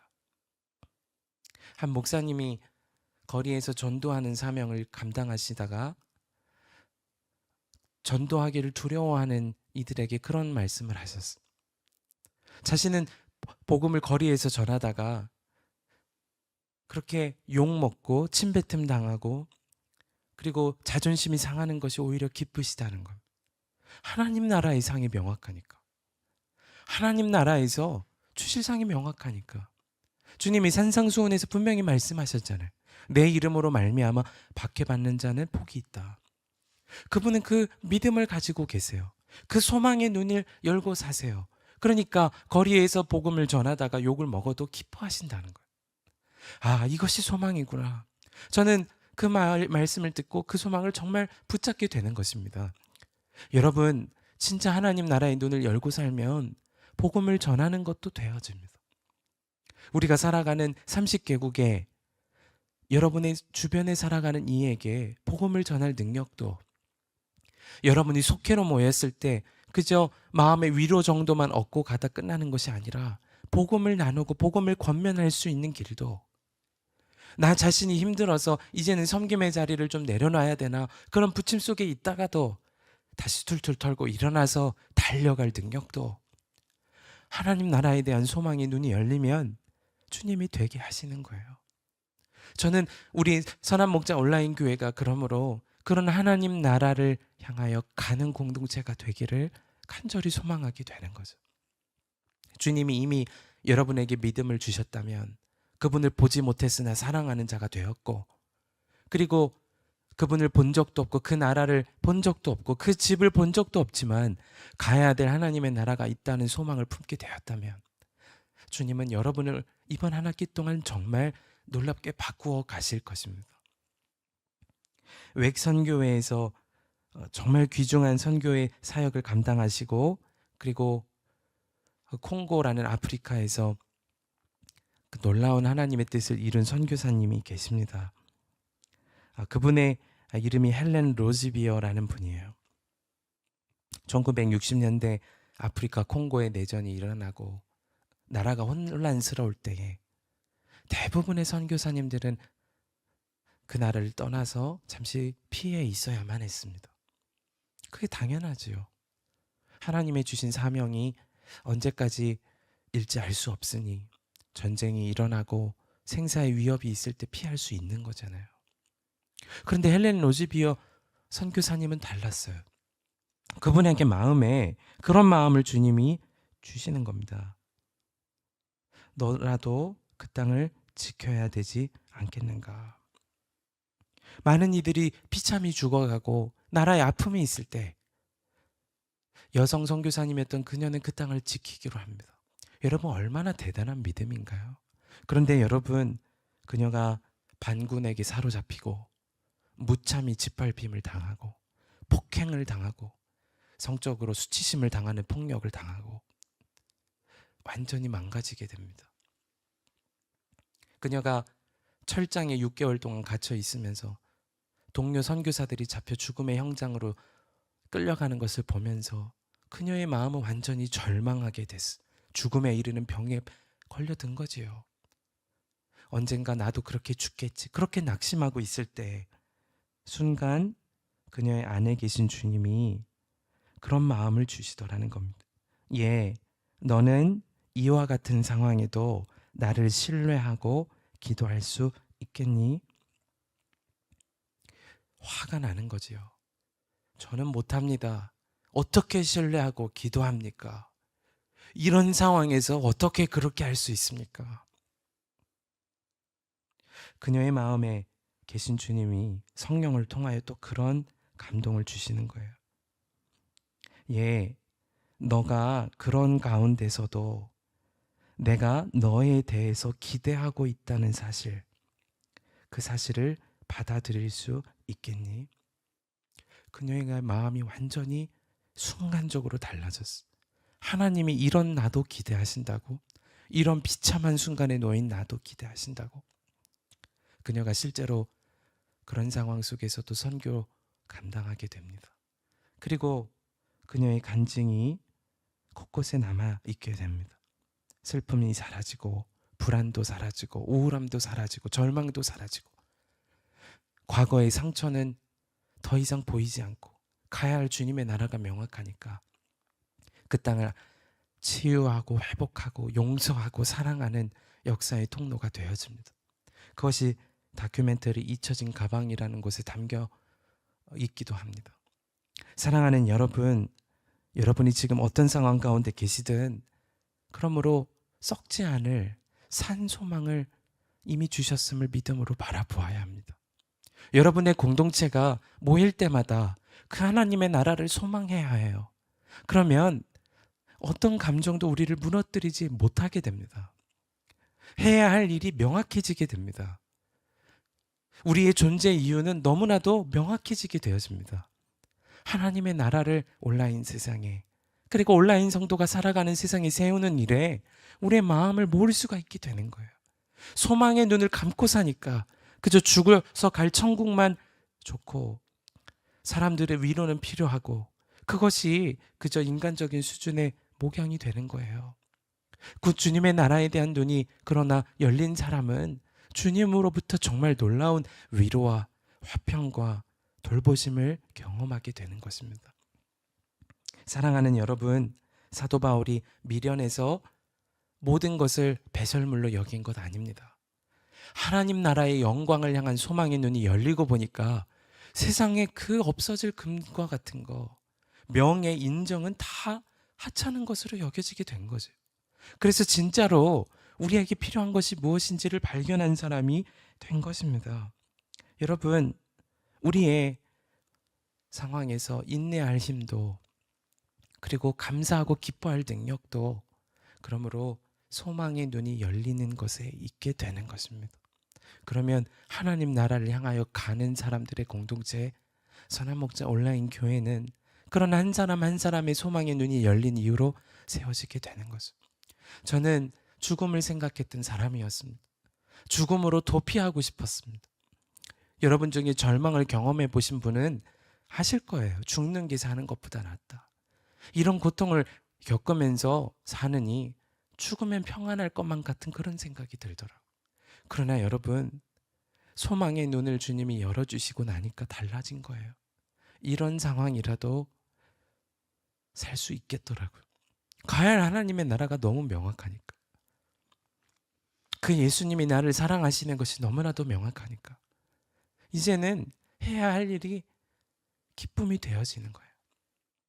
질병의 문제 앞에서, 사고 이후에 겪었던 고통 앞에서 주님이 그렇게 저를 자유하게 빚어가셨던 것을 고백하게 됩니다. 사랑하는 여러분, 이제 이번 학기를 시작하면서 하나님의 나라를 기도하고 그리고 그분이 내 안에 오셨음을 믿고 그분의 다스림을 말씀 함께와 예수동행 일기를 통해 점검하고 그리고 어떤 핍박과 고난과 유혹 앞에서도 가장 보배로운 주님의 나라의 소망의 눈을 열고 살아보십시다. 속회로 그렇게 모여서 서로를 중보해 보십시다. 붙들어 주십시다. 그리고 그 나라의 영광에 비추어서 없어질 상처나 죄나 용서하지 못하는 일들을 이제는 확실히 처분하고 주님 나라에 들어갈 소망을 품고 살아가 보십시다.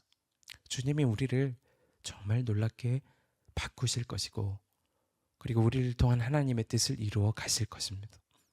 고린도전서 13장 1절부터 13절까지의 말씀입니다. 조금 긴 말씀인데 제가 읽겠습니다. 여러분도 계신 곳에서 여러분에게 주신 말씀으로 하나님의 말씀을 받으시기 바랍니다. 내가 사람의 방언과 천사의 말을 할지라도 사랑이 없으면 소리나는 구리와 울리는 꽹과리가 되고 내가 예언하는 능력이 있어 모든 비밀과 모든 지식을 알고 또 산을 옮길 만한 모든 믿음이 있을지라도 사랑이 없으면 내가 아무것도 아니요.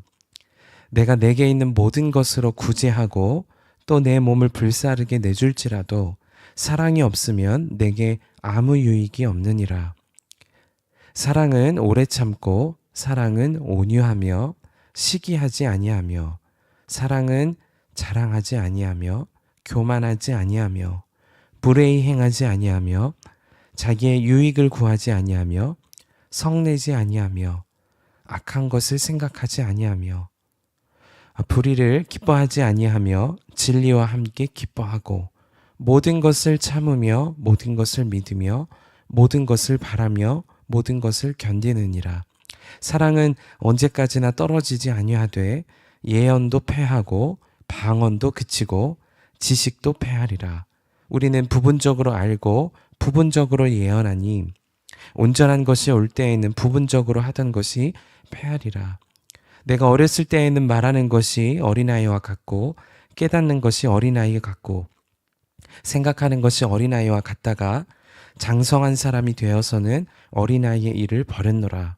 우리가 지금은 거울로 보는 것 같이 희미하나 그때에는 얼굴과 얼굴을 대하여 볼 것이요 지금은 내가 부분적으로 아나 그때는 주께서 나를 하신 것 같이 내가 온전히 알리라. 그런즉 믿음, 소망, 사랑 이 세 가지는 항상 있을 것인데 그 중에 제일은 사랑이라. 아멘. 하나님의 말씀입니다.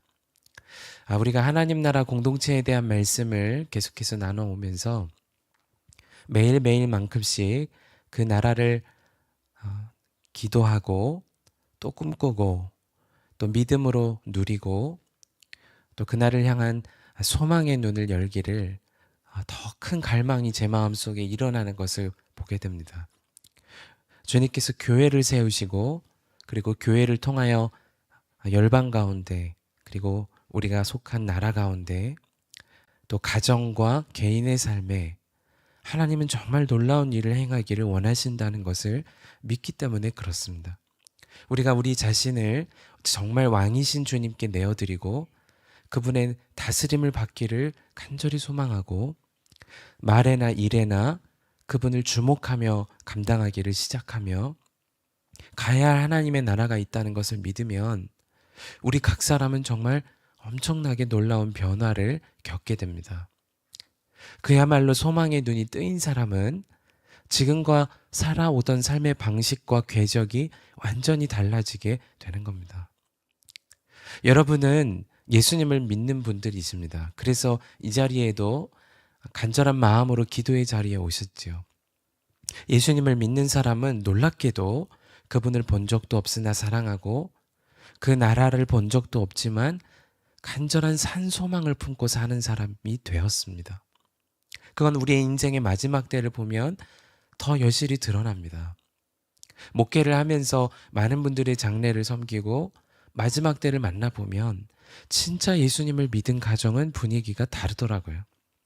슬픔과 애통함의 마음이 있지만 그 나라를 향한 소망이 더 크니까 그런 중에도 감사하고 그런 중에도 웃음을 잃지 않게 되고 그런 중에도 기쁨을 선택하는 것을 보게 되는 겁니다.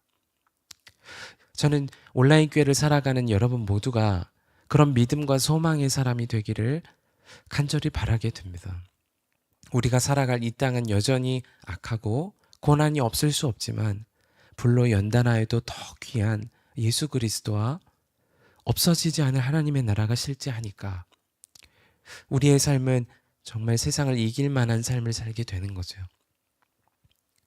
주님은 그런 믿음과 소망의 눈을 가지고 사는 사람이 한 가지가 더 분명한 삶을 살게 되는데 그것이 사랑만 하는 삶이 된다는 겁니다. 진짜 믿음과 소망의 눈이 열린 사람은 가장 소중하고도 변함없는 그리고 영원히 존재할 사랑하는 사람이 되는 거죠. 저는 어려서부터 목회를 감당하시는 부모님과 함께 그런 믿음의 사람들을 많이 보아왔습니다. 자신의 삶이 여전히 궁핍하고 괴롭고 누가 보더라도 정말 기도 외에는 살 수가 없는 분들이 그렇게 더욱 사랑하고 그렇게 주님의 나라를 교회 공동체 가운데 세우고 자신의 가정 가운데 세우기를 힘쓰는 사람임을 보아왔어요. 진짜 소망에 대한 눈이 열리니까 없어져도 될 만한 것을 집착하고 그리고 그것을 자신의 삶을 던지는 것 아니라 가장 가치 있는 사랑하는 삶을 살게 되는 거죠. 한 목사님이 그런 책의 제목을 쓰셨더라고요. 사람은 가도 사랑은 남는다. 진짜 그렇습니다. 사랑을 택한 사람, 정말 예수님을 믿고 주님 나라의 소망이 열린 사람, 그런 사람이 사랑만 하기를 시작하고 사랑은 결국 그 공동체에 남게 되고 하나님의 나라가 임하는 통로가 되는 것을 보게 된 것입니다. 목사님, 사랑도 좋지만 정의도 있어야 하죠.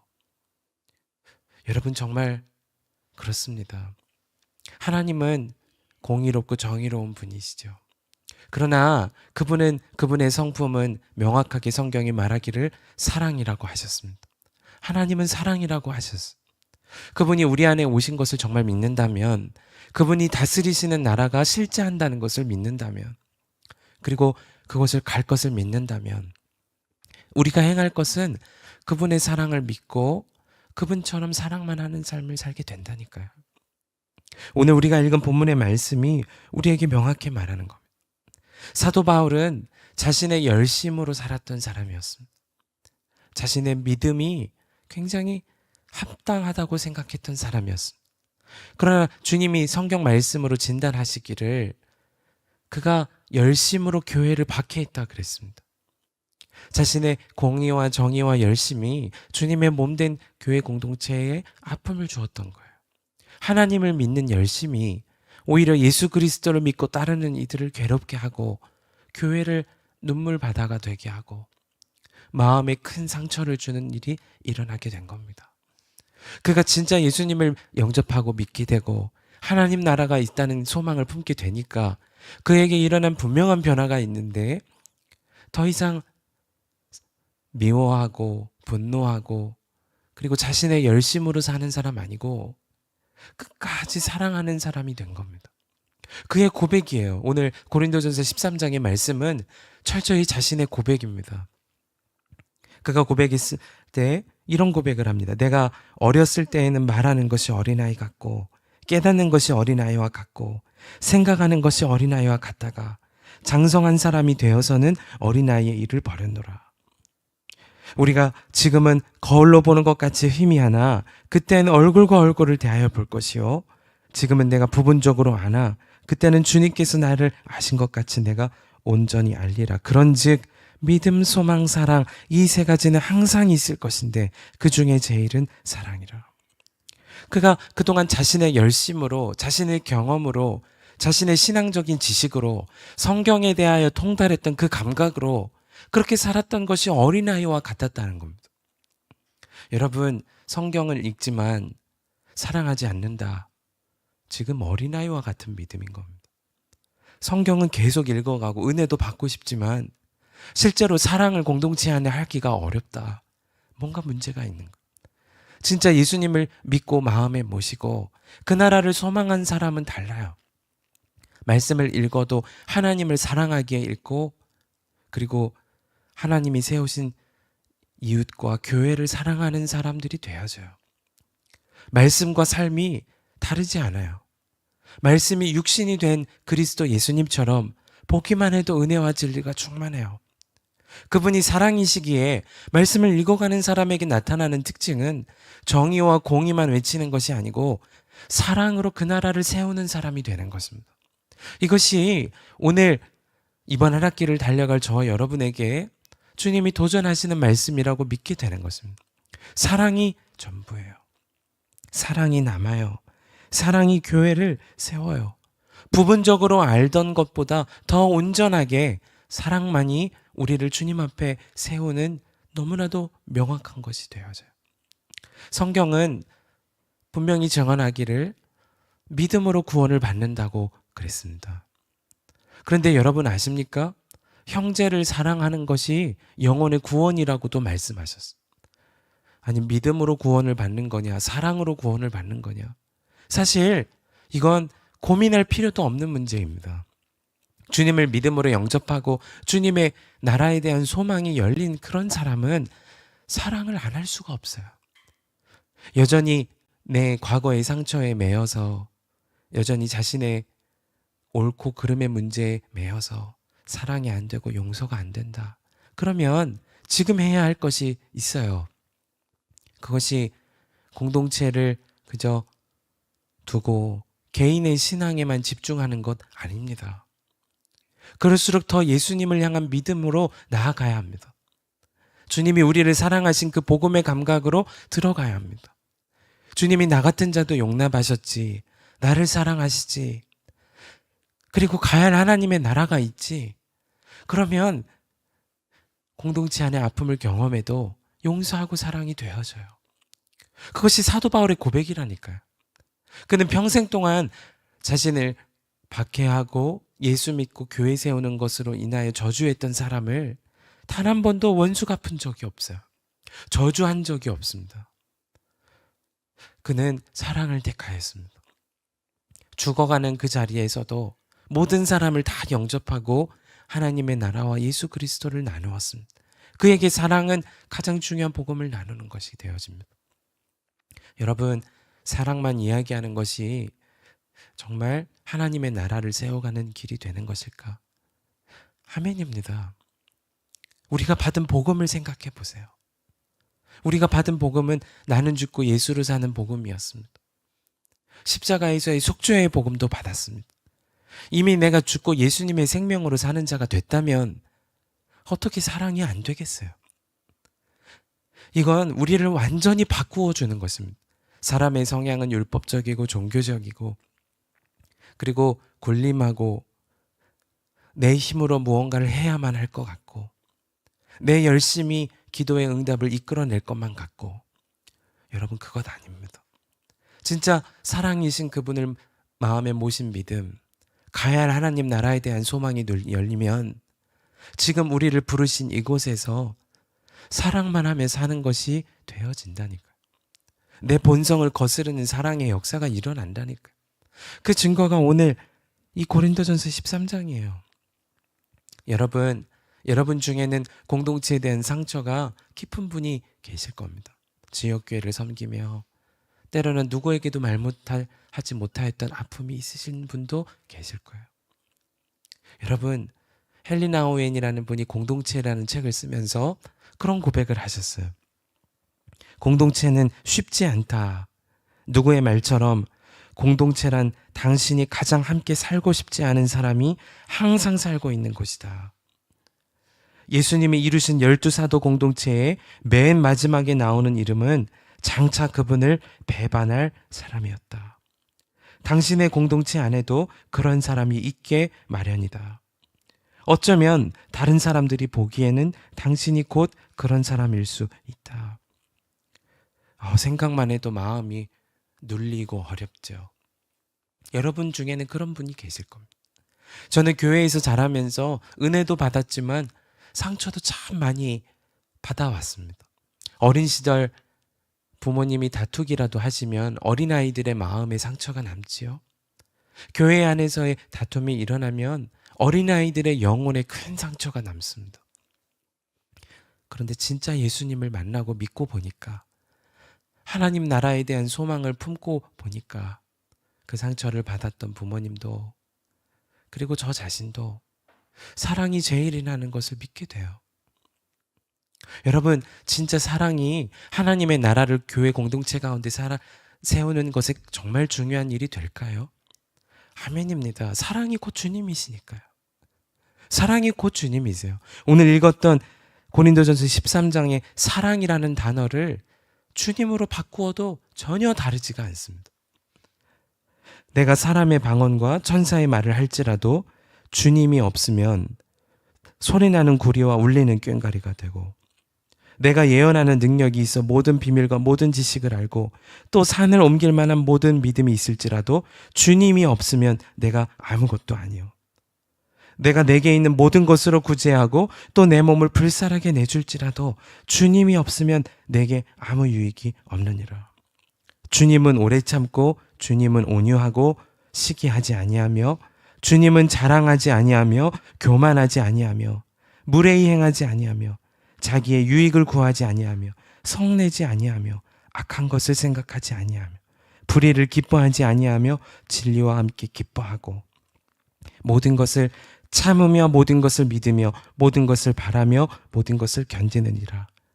주님은 언제까지나 떨어지지 아니하되 예언도 패하고 방언도 그치고 지식도 패하리라. 그런즉 믿음, 소망, 주님 이 세 가지는 항상 있을 것인데 그 중에 제일은 주님이시라. 여러분, 사랑은 주님이신 겁니다.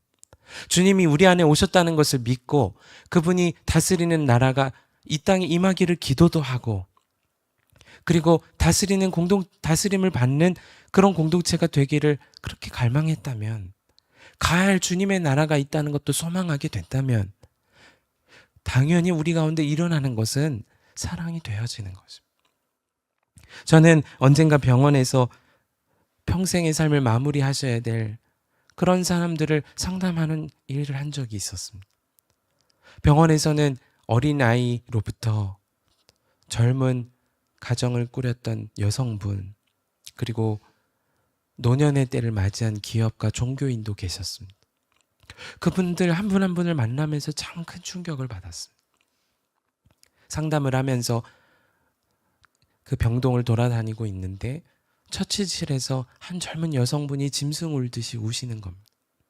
온몸에 암종이 퍼진 분이, 몸에 고통이 있었겠지요. 그런데 사정을 알고 보니까 기가 막혀요. 결혼을 한 지 얼마 안 된 처자였습니다. 인생이 얼마나 비참했을까. 한 번은 어떤 연로하신 기업가분을 만나셨습니다. 그분이 그런 이야기를 제게 하시는 겁니다. 젊은이, 내가 이만큼 살아보니까 다 소용이 없어. 죽을 때 되니까 다 소용이 없어. 제가 그분께 여쭈었습니다. 왜 다 소용이 없다고 하시나요? 그분의 고백이었어요. 내가 이렇게 살아보니까 아무도 나를 찾아오지 않아. 그분의 고백이에요. 사랑받지 못함에 대한 후회가 남고 사랑하지 못함에 대한 아쉬움이 남는 거죠. 정말 어린아이가 죽음 앞에 있더라고요. 어린아이도 죽음의 문턱 앞에 있을 수가 있더라고요. 그 어린아이가 제게 이야기했습니다. 후회가 된다는 겁니다. 어린아이가 무엇을 후회했을까? 그저 결혼하지 못한 거, 대학교 가보지 못한 거, 좋아하는 여행지 가보지 못한 거, 장래희망 못 이룬 거, 그거 아니었어. 그 아이의 고백이었습니다. 엄마 아빠한테 더 사랑한다고 말하지 못한 것이 후회가 된다. 여러분, 예수님을 믿지 않아도 죽음 앞에만 서면 드러나요. 진짜 소중한 것, 없어질 것이 아니고 진짜 소중한 것이 사랑이라는 것. 하나님의 나라를 이 땅에 세워야 할, 아니 우리 공동체 안에 먼저 세울 수 있는 길은 그러면 도대체 무엇인가요? 영원히 사라지지 않고, 그리고 가장 소중한 사랑만 하는 것이 되는 것입니다. 속히 계약을 하며 우리 가운데 주님이 도전하십니다. 아무리 좋은 이야기를 할지라도, 세상 없는 설교를 해도, 정말 소그룹 모임을 잘 인도하는 인도법이 있을지라도 사랑이 없으면 아무것도 아니라는 거예요. 교회에 재정이 있고 사람이 있고 대단한 어떤 사역적인 열심이 있더라도 사랑이 없으면 아무것도 아니게 되는 것입니다. 주님은 속회 계약을 하는 우리 가운데 도전하세요. 사랑만 해보라는 겁니다. 이제부터 한 학기 동안 진짜 사랑만 해보는 겁니다. 주님이 도무지 주님 저는 공동체를 사랑할 수가 없어요. 제 마음에 도무지 안 맞는 이들이 너무 많아요. 상처를 주기도 하고 받기도 해요. 그런 마음이 있는 분이 계시다면 여러분 이번 기간 동안 나누었던 메시지를 꼭 기억해 보세요. 주님의 나라가 임하기를 기도해야 할 영역이 바로 그 영역이 되는 것. 가장 먼저 나의 믿음을 돌아봐야 돼요. 나를 위해 죽으시고 나를 사랑하시고 끝까지 사랑하시기로 작정하셔서 부활하셔서 그 주님은 내 안에 오셨나? 그 믿음을 점검해 보셔야 돼요. 그리고 그분으로 인하여 얻게 된 소망의 눈을 내가 열고 사나? 진짜 하나님의 나라를 믿나? 그 소망으로 사는가를 돌아보셔야 돼요. 그러면 주님이 반드시 하게 하시는 것이 사랑을 하게 하시는 것입니다. 그렇게 되게 하세요. 그분이 사랑이시고 사랑의 능력 되시니까 진짜 믿음과 소망의 사람은 사랑만 하며 살게 되는 것입니다. 우리는 그러므로 항상 복음 앞에 서야 합니다. 누구도 매일 복음을 듣지 않아도 될 사람 없습니다.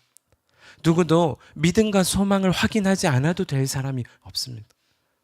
아침에 일어나서 샤워를 하고 그리고 하루에 3번 식사를 하는 생활 습관이 여러분 중에는 있으실 거예요. 그것보다도 더 우리 가운데 매 순간 필요한 것은 주님의 복음을 확인하는 일이어야 합니다. 그러면 주님이 우리를 바꿔주세요. 마음과 생각을 바꿔주십니다. 사랑이 제일이라는 것을 알게 하세요.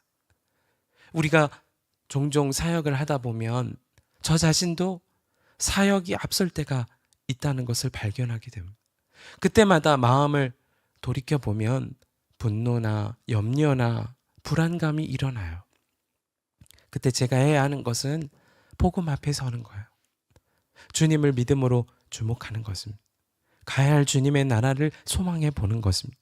그러면 주님이 금방 알게 하십니다. 사랑이 제일이라는 것을. 우리는 이번 한 학기를 살면서 그러므로 가장 중요한 없어도 될 것들 아니라 항상 있어야 할 3가지를 반드시 점검하는 공동체가 되어야 합니다. 주님을 정말 믿는가? 그분이 내 안에 오셨음을 믿는가? 가야 할 하나님의 나라를 정말 소망하고 사는가? 그래서 그 열매로 사랑이 되어지는가? 주님은 그런 갈망이 있는 여러분을 통하여 반드시 사랑만 하게 하실 것입니다. 헨리 나우엔이 그런 고백을 했습니다. 공동체는 어렵다고 하신 분이 그런 이야기를 하셨어요. 그래서 꼭 이 말을 하고 싶다. 우선 당신은 하나님과 교제해야 한다. 자신이 조건 없이 사랑받은 존재임을 신뢰해야 한다. 그토록 소원하는 교제가 자신에게 이미 주어졌음을 알아야 한다. 그래야 공동체에 들어가 다른 사람들과 더불어 살 수 있다. 그들은 당신에게 사랑과 애정과 돌봄을 베풀 수 있고 당신은 감사하며 그것을 처음 사랑의 징후이자 반사체로 받을 수 있다. 여러분, 진짜 사랑만 하는 일은 복음 앞에 설 때 주님이 하게 하시는 일이에요.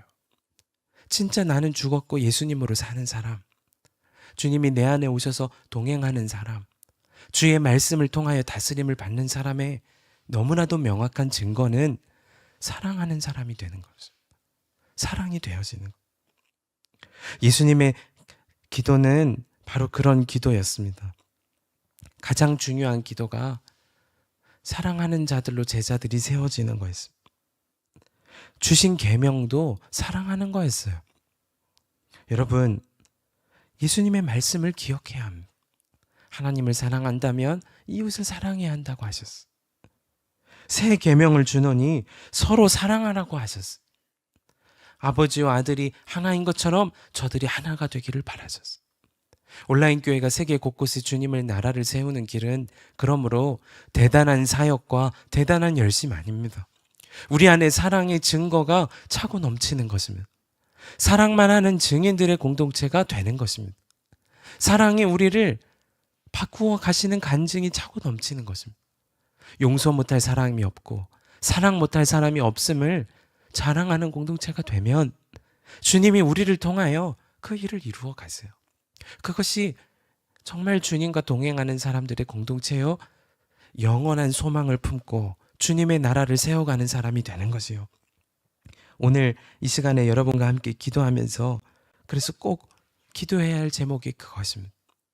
사랑을 무시했던 것을 용서해 주시기를, 이제는 사랑이 기준되게 해주시기를, 말에나 일에나 행실에나 오직 예수님의 이름으로 사랑만 하며 살기를 결단하는 것입니다. 오늘 이 새벽에 사랑하지 못하였음을 회개하고 그 사랑을 결단하는 여러분 가운데 주님은 새 일을 행하실 것입니다. 오늘 우리에게 주신 하나님의 말씀은 히브리서 12장 1절로 2절까지의 말씀입니다. 제가 이 말씀을 봉독하겠습니다. 이러므로 우리에게 구름같이 둘러싼 허다한 증인들이 있으니 모든 무거운 것과 얽매이기 쉬운 죄를 벗어버리고 인내로서 우리 앞에 당한 경주를 하며 믿음의 주요 또 온전하게 하시는 이인 예수를 바라보자. 그는 그 앞에 있는 기쁨을 위하여 십자가를 참으사 부끄러움을 개의치 아니하시더니 하나님 보좌 우편에 앉으셨느니라. 아멘. 하나님의 말씀입니다. 우리가 지난 한 주간 동안 하나님 나라 공동체라는 큰 주제를 품고 우리 산업목자 온라인 교회를 주님이 어떻게 이끄시기를 원하실까 말씀을 근거하며 살펴보았습니다. 하나님의 나라가 우리 성도들이 살아가는 곳곳마다 임하기를 기도하고 또 공동체마다 하나님의 다스림을 받는 그런 역사가 있기를 기도하기를 나누었습니다. 그리고 실제로 그 은혜를 누리고 하나님의 나라를 이 땅에서 살아가는 것은 믿음이 정말 중요함을 나누었지요. 그런 믿음의 사람은 반드시 하나님 나라에 대한 소망을 품고 그리고 가장 중요한 사랑하는 삶을 살아감으로 이 땅 가운데 하나님의 나라를 세우는 자가 됨을 말씀을 통해 살펴보았습니다. 사실 우리가 말씀을 통해 나누면 그런가 보다 생각할 수도 있지만 쉽지만은 않은 것이 현실이기도 합니다. 항상 믿음으로 나를 점검하고 소망이 분명한가를 확인하고 그래서 사랑만 하기를 선택하는 것은 나의 열심으로는 도무지 불가능한 일이기 때문에 그렇습니다.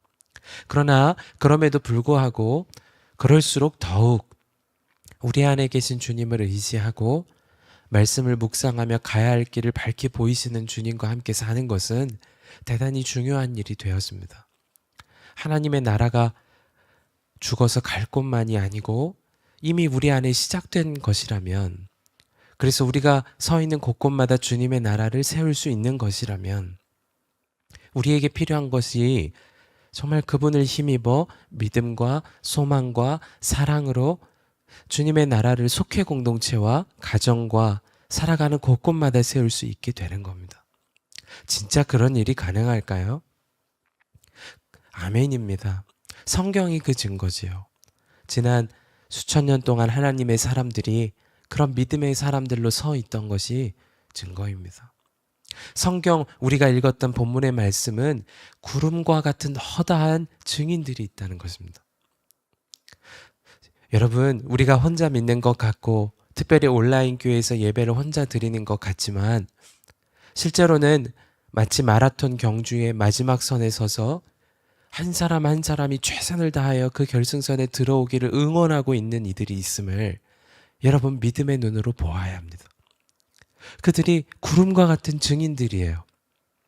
힘들고 어렵고 낙심되고 그리고 외롭고 믿음의 분투를 했었으나 끝까지 포기하지 않고 믿음으로 살고 소망으로 살고 그리고 하나님의 성품을 닮아 사랑만 하며 공동체를 섬기고 교회를 섬기고 가정을 살리고 용서 못할 이웃 하나 없고 원수도 사랑하고 그런 믿음의 삶을 살아낸 증인들이 지금 구름과 같이 우리를 격려하고 그리고 기다리고 있다니까요.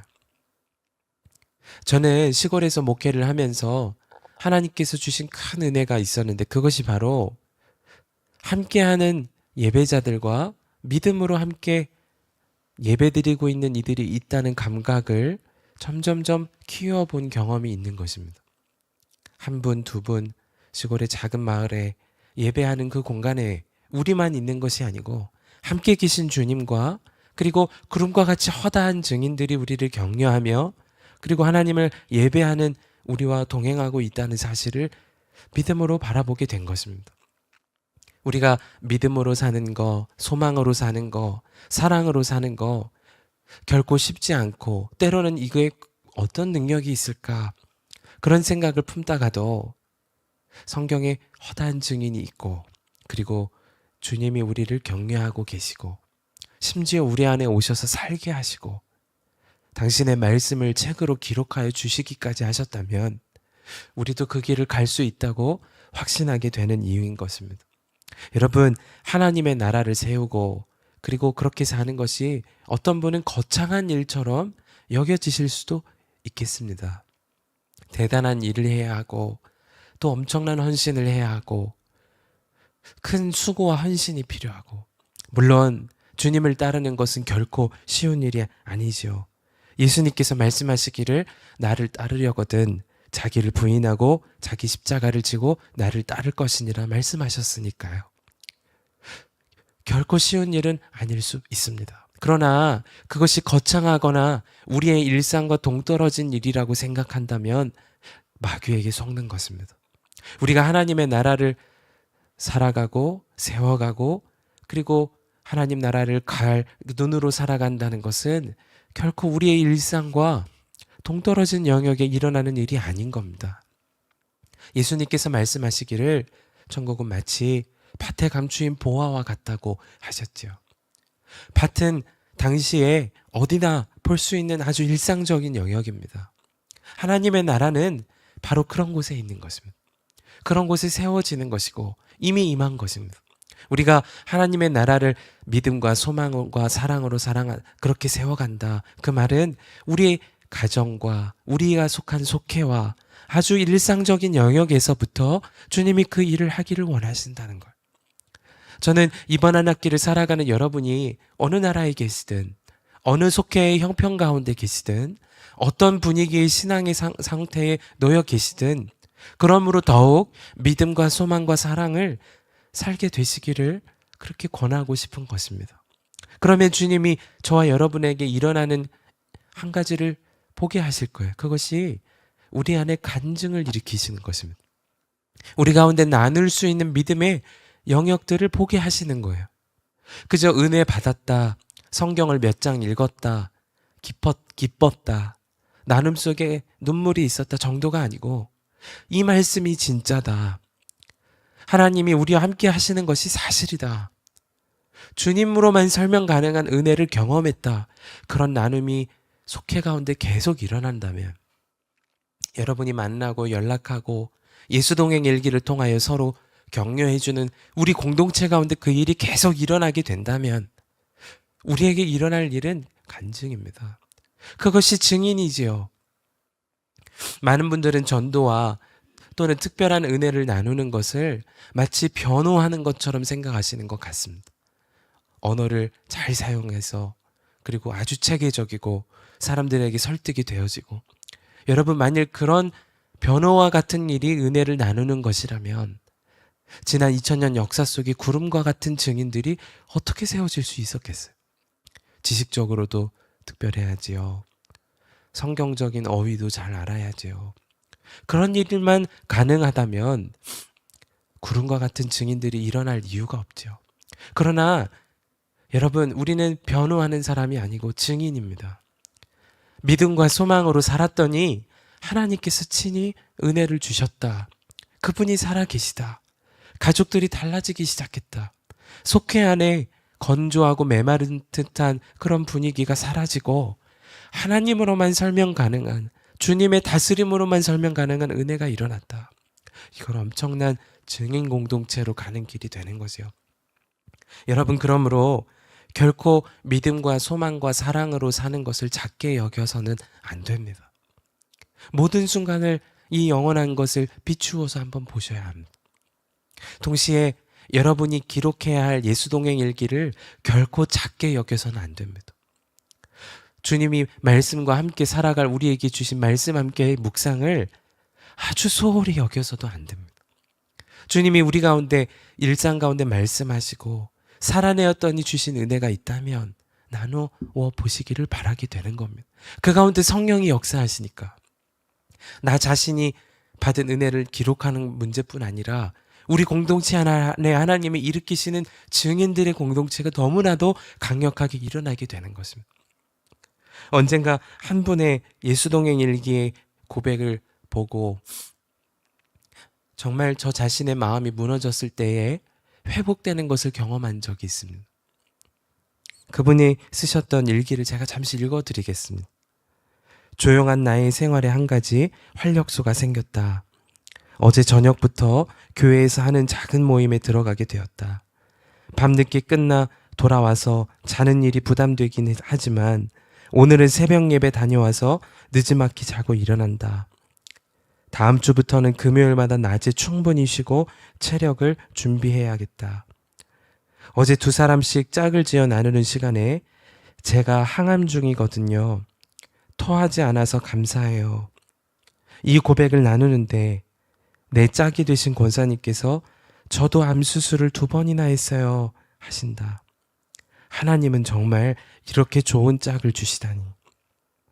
어제 배운 대로 엄마와 저녁에 가정 예배를 드리기 전에 무릎을 붙이고 서로의 왼쪽 눈을 바라보고 서로의 예쁜 점 3가지를 칭찬한 후 눈을 감고 오늘 감사한 일 3가지를 생각하고 눈을 뜨고 감사의 고백을 나누고 그리고 가정 예배를 드리기로 했다. 얼마나 기쁘고 감사한지. 체력에 한계가 있기 때문에 전에 하던 대로 다 할 수도 없고 남들 먹는 만큼 다 먹을 수도 없지만 그 한계를 서운함이 아닌 조건으로 여기며 내가 가진 조건을 감사하며 앞으로 한 걸음씩 나아가고 있다. 여러분, 항암 치료를 받는 과정 중에도 이런 기쁨과 감사가 어떻게 가능할까?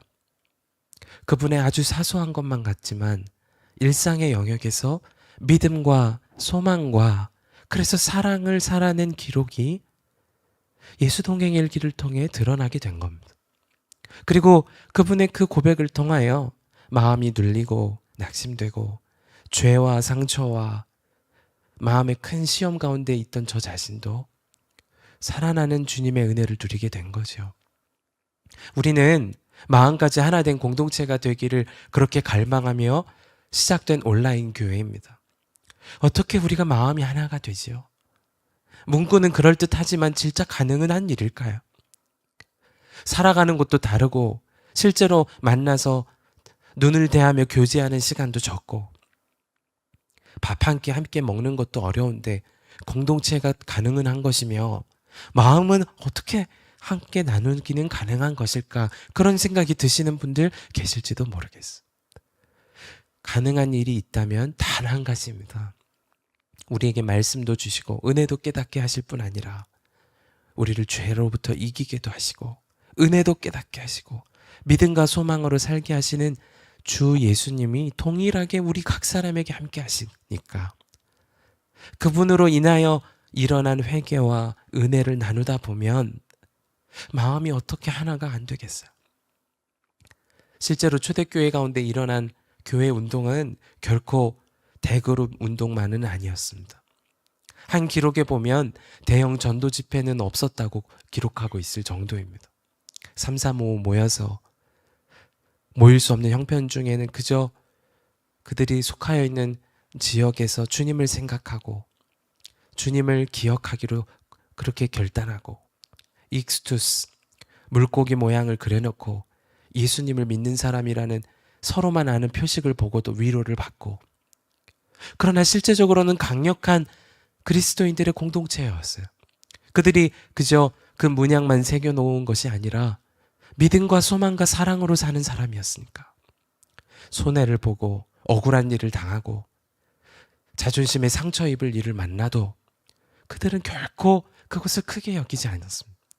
오히려 더 사랑하고 사랑하고 사랑하고 그럴수록 믿음 안에 거하고 소망의 눈을 들고 주님을 바라보고 그것이 원수도 사랑한 초대교회의 능력이죠. 우리가 그런 마음으로 예수님 안에 하나가 되는 공동체가 된다면 우리 가운데 주님이 이루실 일들을 상상해 보세요. 한국에서뿐 아니라 세계 30개국에 흩어진 이들이 믿음과 소망으로 살면 정말 은혜가 가득하더라. 하나님의 나라가 우리 속해 가운데 임하는 것을 보았다. 그런 증인들이 세워진다면 얼마나 강력하겠습니까? 실제로 예루살렘 가운데 있었던 12명만 있던 증인 공동체를 통하여 열방의 교회가 세워지게 된 것이라면 30개국에 지금 살아가는 성도들이 한 사람 한 사람이 온라인을 통하여 예수 안에 마음까지 하나 된 공동체가 된다면 사랑하면 되고 용서해도 되고 믿음과 소망의 눈이 열리고 보니까 그게 되더라. 하나님의 나라가 그렇게 세워지더라.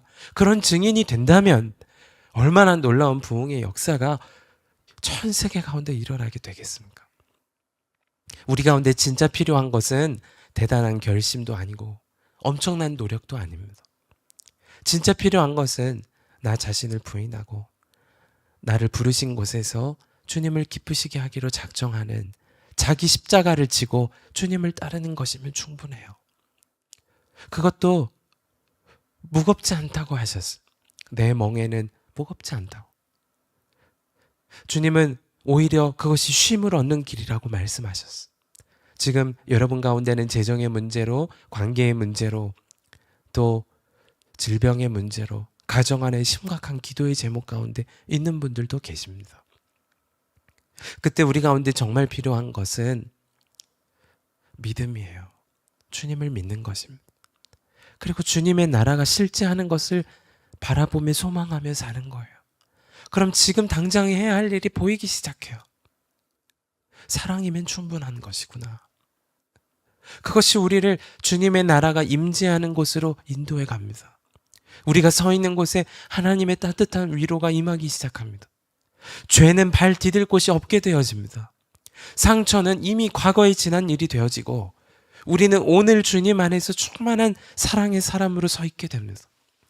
상처가 결코 쓴뿌리가 될 수 없는 이유는 주님의 사랑이 모든 것을 덮고 씻어내시기 때문이죠. 오늘도 여러분 일상 가운데 살아가면서 반드시 결단해야 합니다.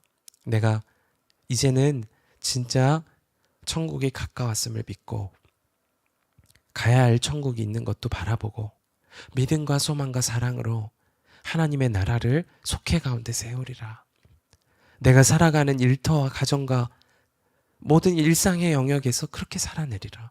그러면 주님이 여러분을 한 사람 증인을 세우실 뿐 아니라 그 증인된 사람들의 공동체인 교회, 온라인 교회를 통하여서 하나님의 일을 정말 놀랍게 하실 거예요. 저는 그 사실을 너무나도 믿게 돼요. 주님이 하시는 일인 것입니다. 여러분, 그래서 성경은 오늘 우리 가운데 주시는 권면이 믿음의 주여 온전하게 하시는 이인 예수를 바라보자는 것입니다. 십자가를 참으실 수 있었던 그분은 그 앞에 있는 기쁨을 보셨다는 것. 구름과 같은 허다한 증인이 있고 가야 할 주님의 나라가 명확하니까. 그러면 사랑하는 삶을 살게 되는 거죠.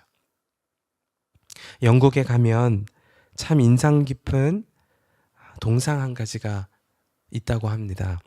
영국 런던에서 대략 100km 정도 떨어진 코번터리라는 곳의 중앙에는 온몸을 다 벗은 채로 말을 타는 여인의 동상이 있다는 거죠.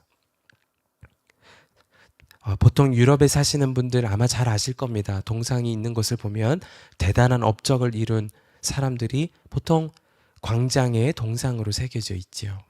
그런데 그분은 민망한 모습으로 동상으로 새겨진 이유가 있다는, 이 동상의 주인이 누구냐면 대략 11세기경에 코번트리라는 곳에서 살던 고다이바라는 부인입니다. 여러분 고디바라는 초콜릿 잘 아시죠? 고다이바라고 하는 그 여인의 이름이에요.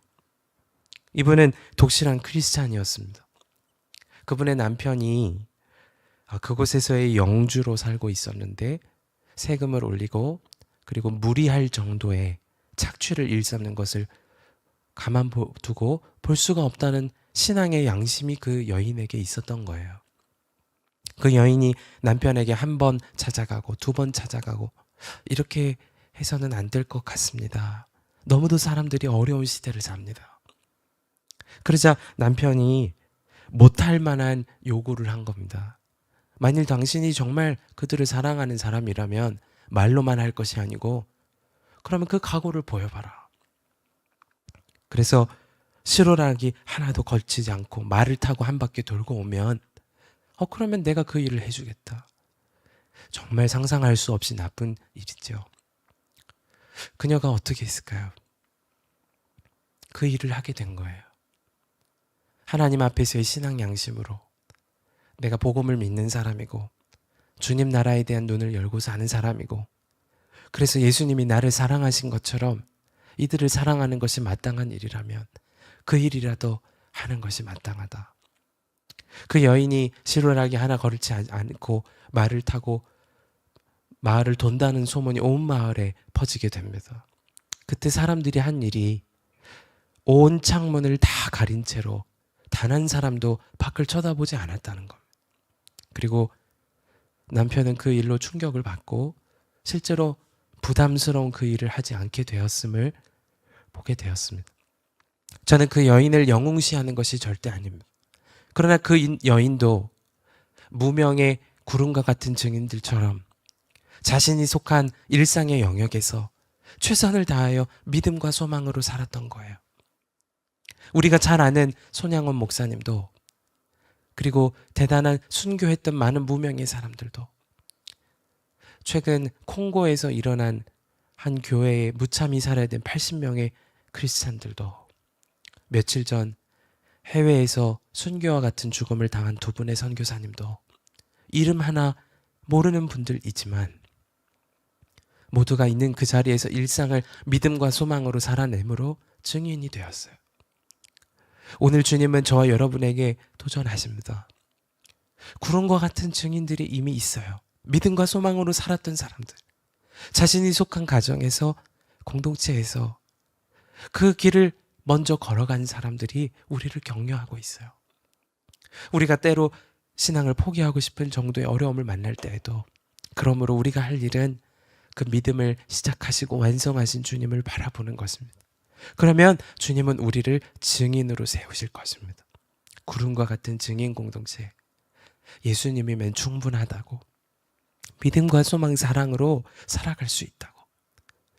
그렇게 안 사는 것이 지옥이었고 그렇게 사는 것이 임하는 하나님의 나라를 누리는 길이었다고. 그렇게 외칠 수 있는 사람들로 다 세우실 것입니다. 이번 한 학기 여러분에게 어떤 일을 만나시든 그렇게 한번 살아보십시다.